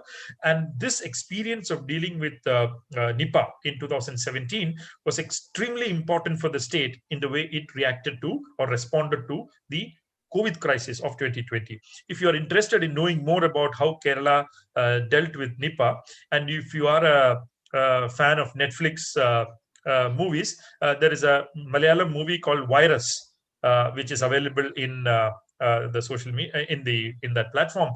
You can watch it too, which is a very beautiful movie of how Kerala responded to Nipah in 2017. So these are the three important things that helped Kerala face COVID in 2020. But when COVID came in 2020, the traditional measures would not be enough. You need to really up your efforts. So the first, let me take one by one. First is Kerala did what every basic public health document will tell you. Okay, it increased testing. Number one. Okay, it increased testing. It found out who is infected much better than others. Okay, data was not hidden from the public. Data was public. Okay, everybody could come and access the data. Second, whoever was tested positive was quarantined. Okay, now quarantine was of multiple types. There was home quarantine, there was institutional quarantine, etc. So there, if your house has too many people and you cannot be quarantined at home, you can ask the local panchayat. The local panchayat will arrange an institutional quarantine facility for you, and they will be very clean and very professionally maintained centers. Okay, the other thing is reverse quarantine. Reverse quarantine means Kerala foresaw that the vulnerable people are above 60 with comorbidities and so on. So every panchayat undertook a survey of people in that panchayat, found out those who are above 60 of age and also with some comorbidities, and they immediately isolated them. Okay, either in an institutional facility, but if possible in the home itself, because that's what is more important. So they were checked every second day or third day to see if they are fine, if they are indeed every facility is being provided at home, and so on. So reverse quarantine was also practiced very extensively for those who were vulnerable. Okay, then whoever was tested positive, an extensive contact tracing effort was undertaken to find out who that person was in touch with, and they were identified, and they were also tried to be isolated or quarantined or whatever is required. So so it did what a very basic public health response should look like. Okay, and these are very basic things. It is not rocket science. Okay, so testing, quarantine, reverse quarantine, contact tracing, etc., etc. That the one hand. Then you need new hospital beds. Okay, huge amount of money was spent. I am in the planning board, so I know the amounts, but I'm not mentioning them here. A huge amount was spent for creating new beds, creating new. Every panchayat is now creating a frontline treatment center. Okay, so every panchayat will have a special COVID hospital. That's the meaning of a COVID frontline treatment center, and thereby you have created at least about 5 to 6 lakh beds for COVID patients across the state. Okay, the other important thing is oxygen, which you correctly mentioned. So the oxygen deficiency was foreseen to be one important potential constraint if the number of cases rise. So if you look at the Petroleum and Explosives Safety Organization data, Kerala's oxygen production is more than 200 metric tons per day. But how much is the demand?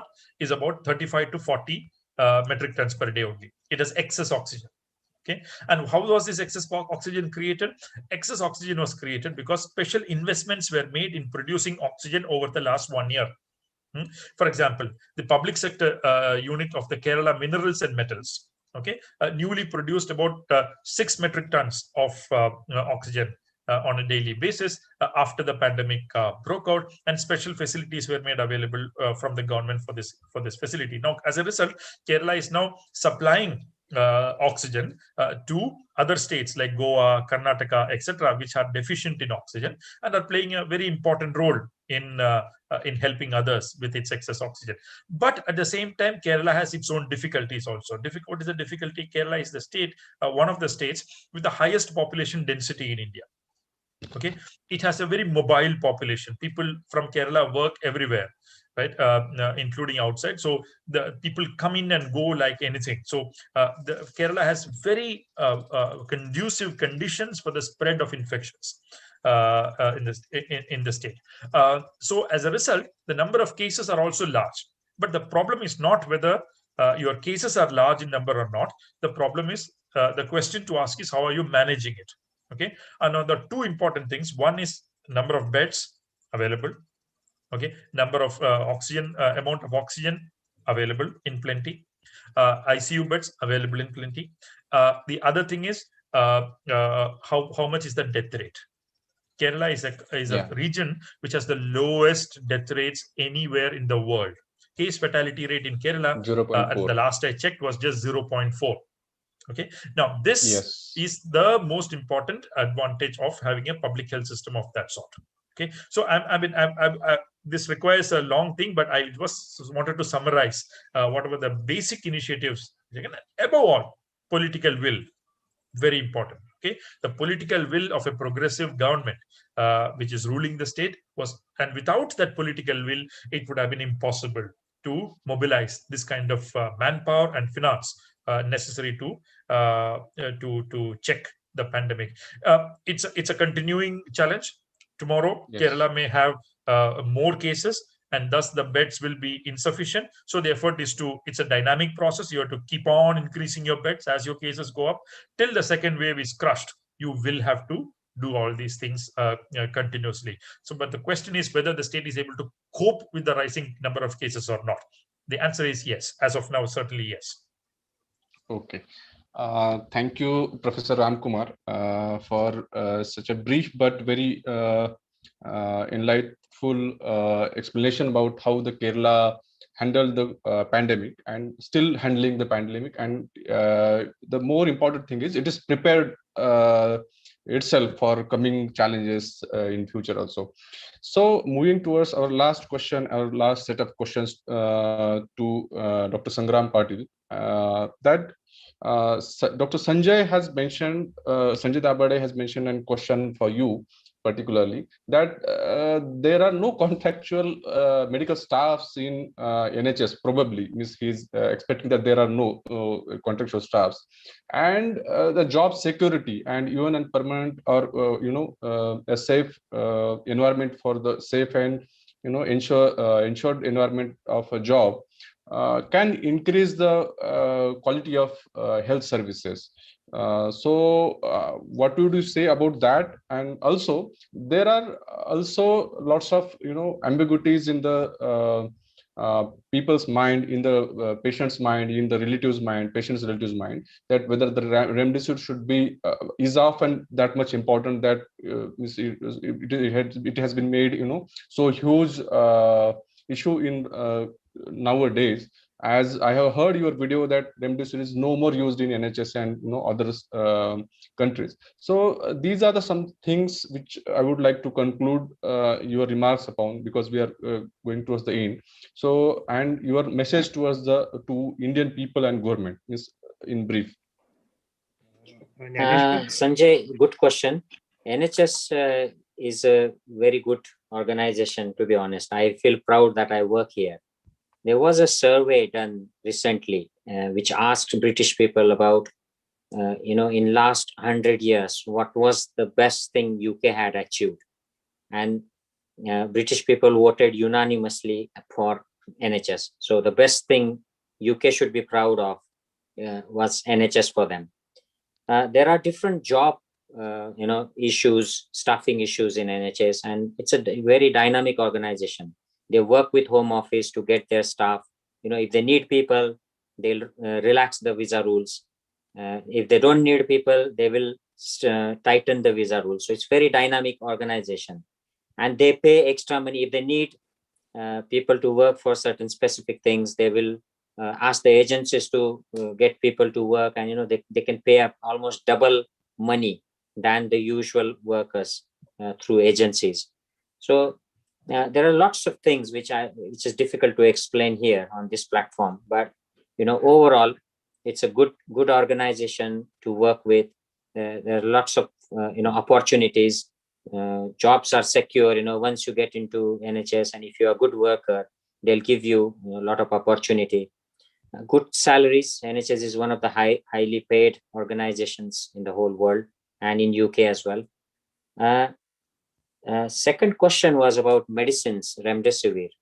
Remdesivir is in initial few trials, remdesivir was shown to be slightly more efficient, marginally beneficial in trial group in comparison to control group in making people recover faster. But this was based on a small trial. It wasn't a consistent result in later trials.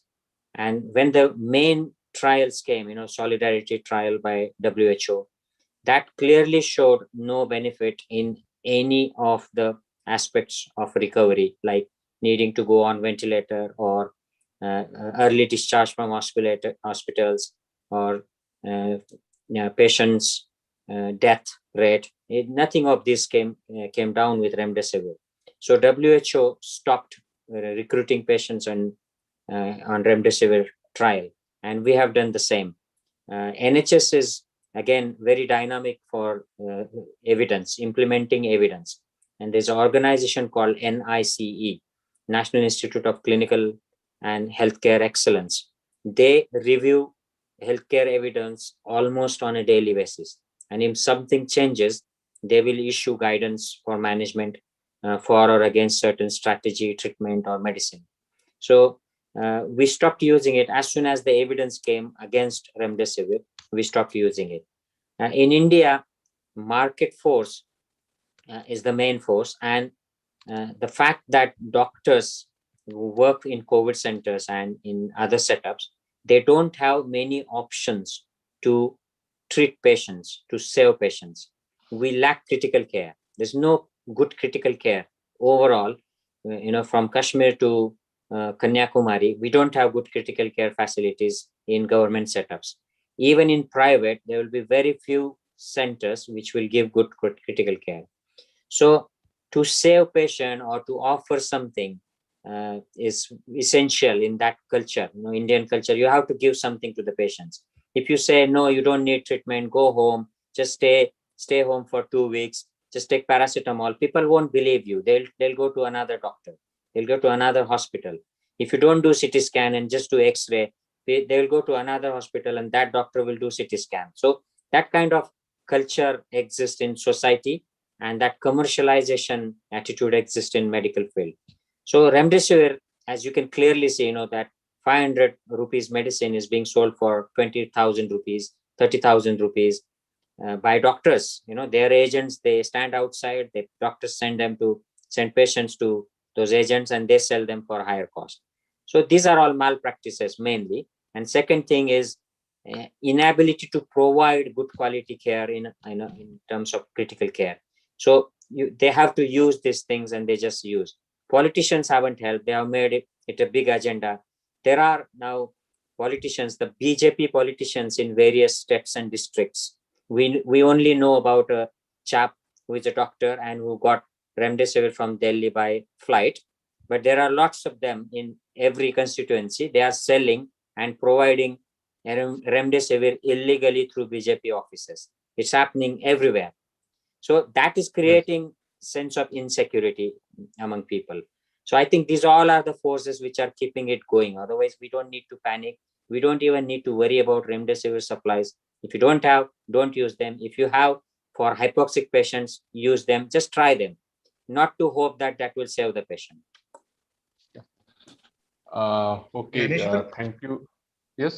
There are some questions from YouTube, which we have sent to the speakers' personal chat box. So if they can answer to them, that will be very good. Yeah. Before the speakers go to the questions, I would like to make an announcement that Sadhna Tai has requested in the chat box that if Professor Ramkumar यांचं जे काही lecture आहे ते मराठीत आम्हाला उपलब्ध होईल का, तर त्याची व्यवस्था केलेली आहे. आम्ही तुमच्या ईमेल वरती आणि व्हॉट्सअप वरती आम्ही त्यांचं मराठी भाषांतर आम्ही लगेच पाठवू. ज्यांना हवं आहे त्यांनी वाटल्यास चॅटबॉक्स मध्ये ईमेल लिहावा, किंवा माझ्याकडे बऱ्यापैकी सर्वांचे आहेतच, त्या प्रत्येक ग्रुपमध्ये आपण ते सगळ्यांना मराठी भाषांतर डॉक्टर रामकुमार यांच्या भाषणाचं मराठी भाषांतर आपण लिखित स्वरूपात पाठवूया. हे एक अनाउन्समेंट होती. जर चॅटबॉक्स मध्ये कोणाच्या म्हणजे प्रश्न असतील तर त्यांनी ते उत्तर द्यायला हरकत नाही. डॉक्टर संग्राम, तुमच्याकडे काही प्रश्न आहेत तुमच्या चॅटबॉक्स मध्ये तुमच्यासाठी? मला पर्सनल चॅट बॉक्स कसं बघावं ते नाही कळते. कोणीतरी विचारलंय की are there free vaccination programmes in the countries where big pharmas are located? Yes, every country in the world is giving free vaccines except for India. इंडियामध्येच हे सगळं चाललेलं आहे राजकारण, आणि दॅट इज अनफॉर्च्युनेट. बाकी सगळीकडे फ्री वॅक्सिन आहे, आणि महागाचं मॉडर्ना, फायझर हे महाग वॅक्सिन फ्री दिले जात आहेत. Dr. Ramkumar, do you have any questions? Yeah, no, I've answered that question. I think there was one question to me, which was, are first world countries giving free vaccines for their citizens? How will big pharma get their profits then? question from YouTube. Now, let me put it this way. Across the world, vaccine business is supposed to be risky. Okay, is generally considered to be risky, and that is the reason why public investment has flown hugely into these sectors. This public investment is one reason why many companies are able to take the risks involved and do the research and development and other capacity expansion efforts that they do. And this, however, is phase one. That is when the business begins. But then when the business proceeds, you will see that these vaccine companies conveniently forget the public funding that helped them in the initial phases of the development of the vaccine, and they try to get, as Mr.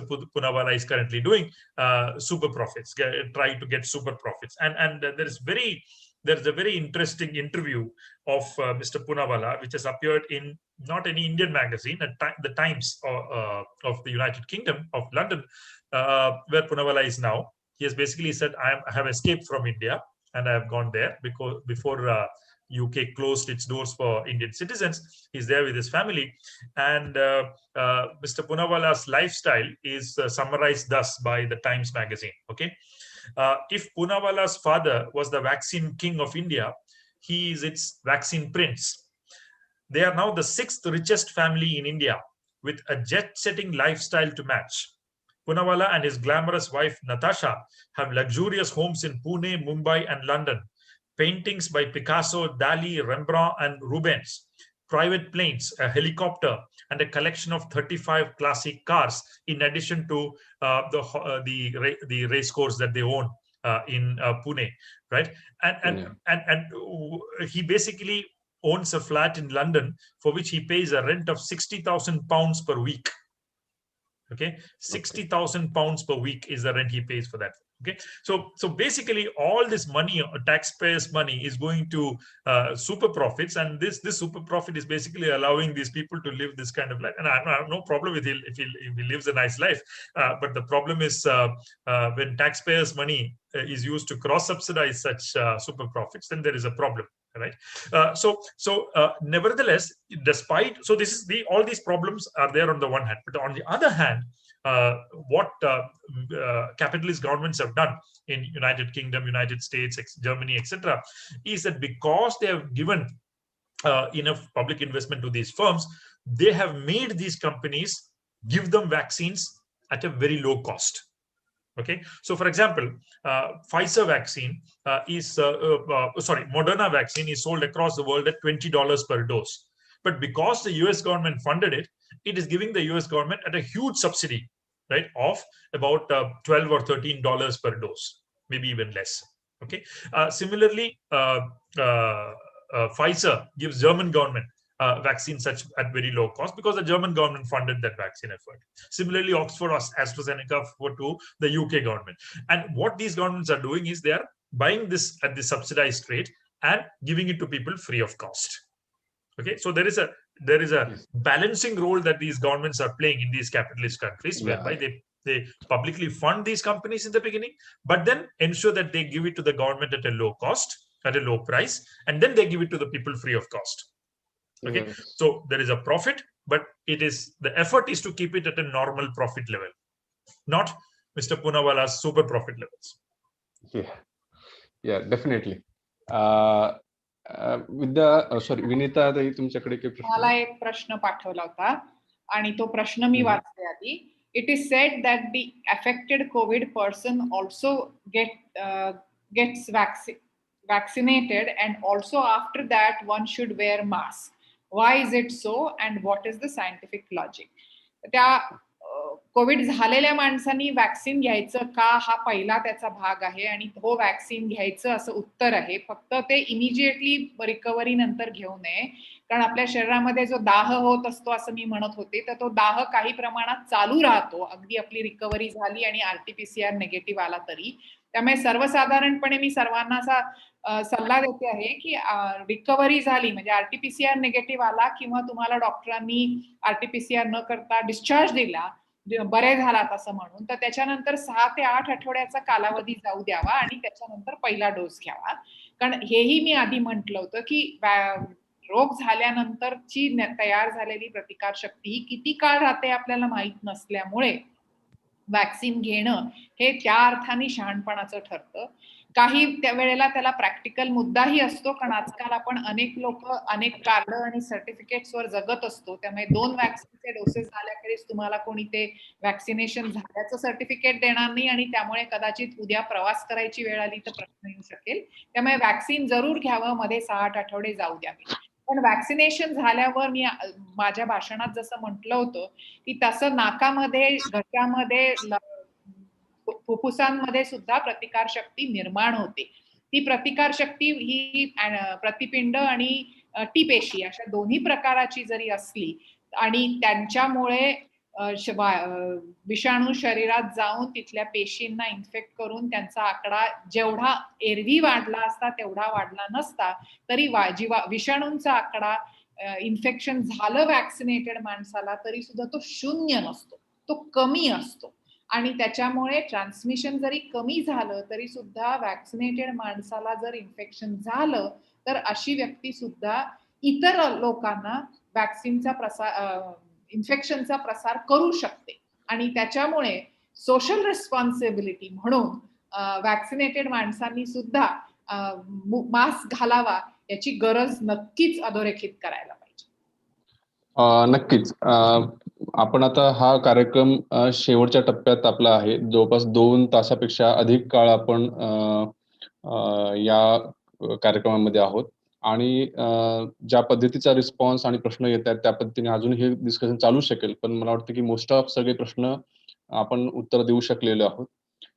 मी थोडंसं या तिन्ही वक्त्यांनी जे काही आता मांडलेलं आहे ते थोडक्यात मी इथं समराईज करून आपल्याला काय करायला पाहिजे आणि आजच्या महाराष्ट्र दिनानिमित्त आणि आंतरराष्ट्रीय कामगार दिनानिमित्त आपण काय उद्देश घेऊन आणि काय एम ठेवून पुढे जाऊ शकतो याबद्दलच मी सांगेन आणि पुढे जाईन.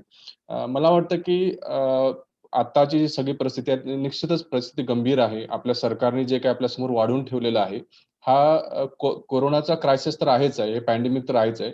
पण त्याच्यापेक्षा जास्त हा क्रायसिस आपल्या सरकारांनी केलेला आहे. त्यांच्या वर्तणुकीतनं, त्यांच्या नाकर्तेपणातनं आणि त्याचे फळं आपल्या सगळ्या देशाला भोगायला लागतायत आणि स्पष्ट म्हणजे सगळ्यात जास्त फळं कोण म्हणजे त्याला परिणाम कुणाला भोगायला लागतो ते जे अंडर प्रिव्हिलेज लोक आहेत, जे वस्त्यांमध्ये, झुग्गी वस्त्यांमध्ये राहतात त्यांना ते भोगायला लागणार आहे कारण त्यांना वॅक्सिन विकत पण घेता येणार नाहीये आणि महागातले जे बेड्स आहेत, जिथं प्रायव्हेट हॉस्पिटल्स आहेत, तिथं पण त्यांना ते ऍडमिशन घेता येणार नाहीये. दुसऱ्या बाजूला जो मध्यमवर्ग आतापर्यंत आपल्याला असं वाटत होतं की तो या सरकारांना पाठिंबा देत होता, त्यांच्या धोरणांना आर्थिक धोरणांना पाठिंबा देत होता आणि जे बाजारीकरण आणि खाजगीकरण प्रचंड मोठ्या प्रमाणात होत होतं त्याला पाठिंबा देत होता.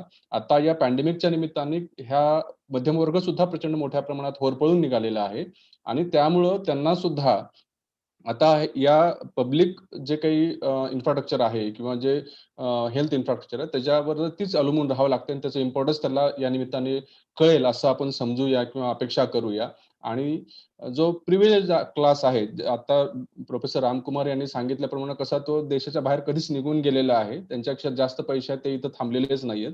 तर त्यामुळं हा मध्यम वर्ग आणि जो वर्किंग क्लास आहे यांचाच हा खऱ्या अर्थानं लढा आहे आणि तो मला वाटतं की ते ह्या प्रश्नांचं गांभीर्य लक्षात घेतील आणि येणाऱ्या काळामध्ये त्याच्यावरती त्याला राजकीय पटलाच्या केंद्र स्थानी हे प्रश्न येतील आणि आपण त्याच्याबद्दल विचार करू. कोविड मगाशी म्हणजे दोन्ही डॉक्टरांनी ज्या पद्धतीने सांगितलं त्या पद्धतीने कोविड गंभीर आजार आहेच आहे, व्हायरस आहे, पण त्याचं मॉर्टॅलिटी किंवा मरणाचं प्रमाण फार कमी आहे. त्याला घाबरून जाण्याची अजिबात गरज नाहीये. तुम्हाला जर कुठल्याही प्रकारची लक्षणं आली तर ताबडतोब जा, टेस्ट करा, तुमच्या डॉक्टरांना दाखवा, जी काही जुजबी ट्रीटमेंट आहे ती घ्या. जर तुम्ही ट्रीटमेंटला हेजिटेट केलं, टेस्टला हेजिटेट केलं तर कदाचित तुमचा जो 10 दिवसाचा पिरियड असतो, 10-15 दिवसाचा, 10-12 दिवसाचा जो पिरियड असतो, ज्यामध्ये तुम्ही प्रायमरी केअर किंवा अगदी प्राथमोपचार करून तुम्ही नीट होऊ शकता. तो पिरियड वाया गेल्यामुळे कदाचित तुम्हाला गंभीर स्वरूपाचा आजार कोविडचा होऊ शकतो. त्यामुळे घाबरून न जाता तुम्हाला लक्षणं उत्पन्न झाली की ताबडतोब टेस्ट करून तुमच्या डॉक्टरच्या सल्ल्याने जे काही प्रथमोपचार ते करून घ्या. जर गरज लागली तरच पुढे तुम्ही ऑक्सिजन बेड किंवा धावपळीसाठी तुम्ही पुढे जा. अनावश्यक ज्या काही गोष्टी आहेत ज्याच्यावरती रेमडेसिवीर असेल किंवा ज्या काही म्हणजे डॉक्टरच्या सल्ल्याने अर्थातच त्याच्यावरती जास्त भर नका देऊ. विनीताताई आणि आपल्या सर्व पॅनलिस्टने सांगितल्याप्रमाणे वॅक्सिनेशन इज मस्ट. वॅक्सिनेशन कदाचित आपल्याला यातनं घेऊन जाऊ शकेल. त्यामुळे सर्वांना वॅक्सिन मिळावं यासाठी पण आवाज उठवणं गरजेचं आहे. आपण स्वतः वॅक्सिन घेणं गरजेचं आहे.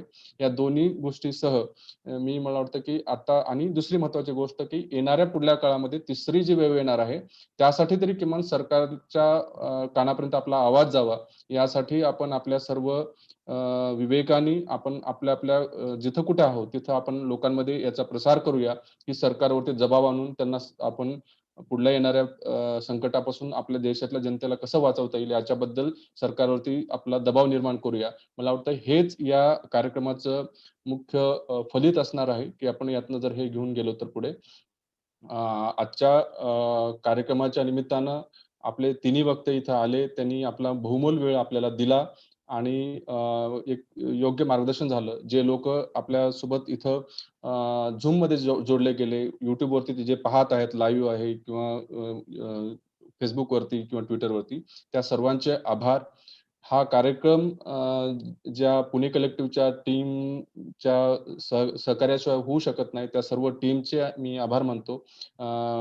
विनीताताई, प्रोफेसर रामकुमार आणि आमचे मित्र डॉक्टर संग्राम पाटील यांचे मी पुन्हा एकदा आभार मानून हा कार्यक्रम इथं संपला असं जाहीर करतो आणि आपणा सर्वांना पुनश्च एकदा आंतरराष्ट्रीय कामगार दिन आणि महाराष्ट्र दिनाच्या शुभेच्छा देऊन यापुढे कोविडशी आपण विवेकपूर्ण पद्धतीने सामना करू ही अपेक्षा करून आजचा कार्यक्रम इथेच संपला हे सांगतो.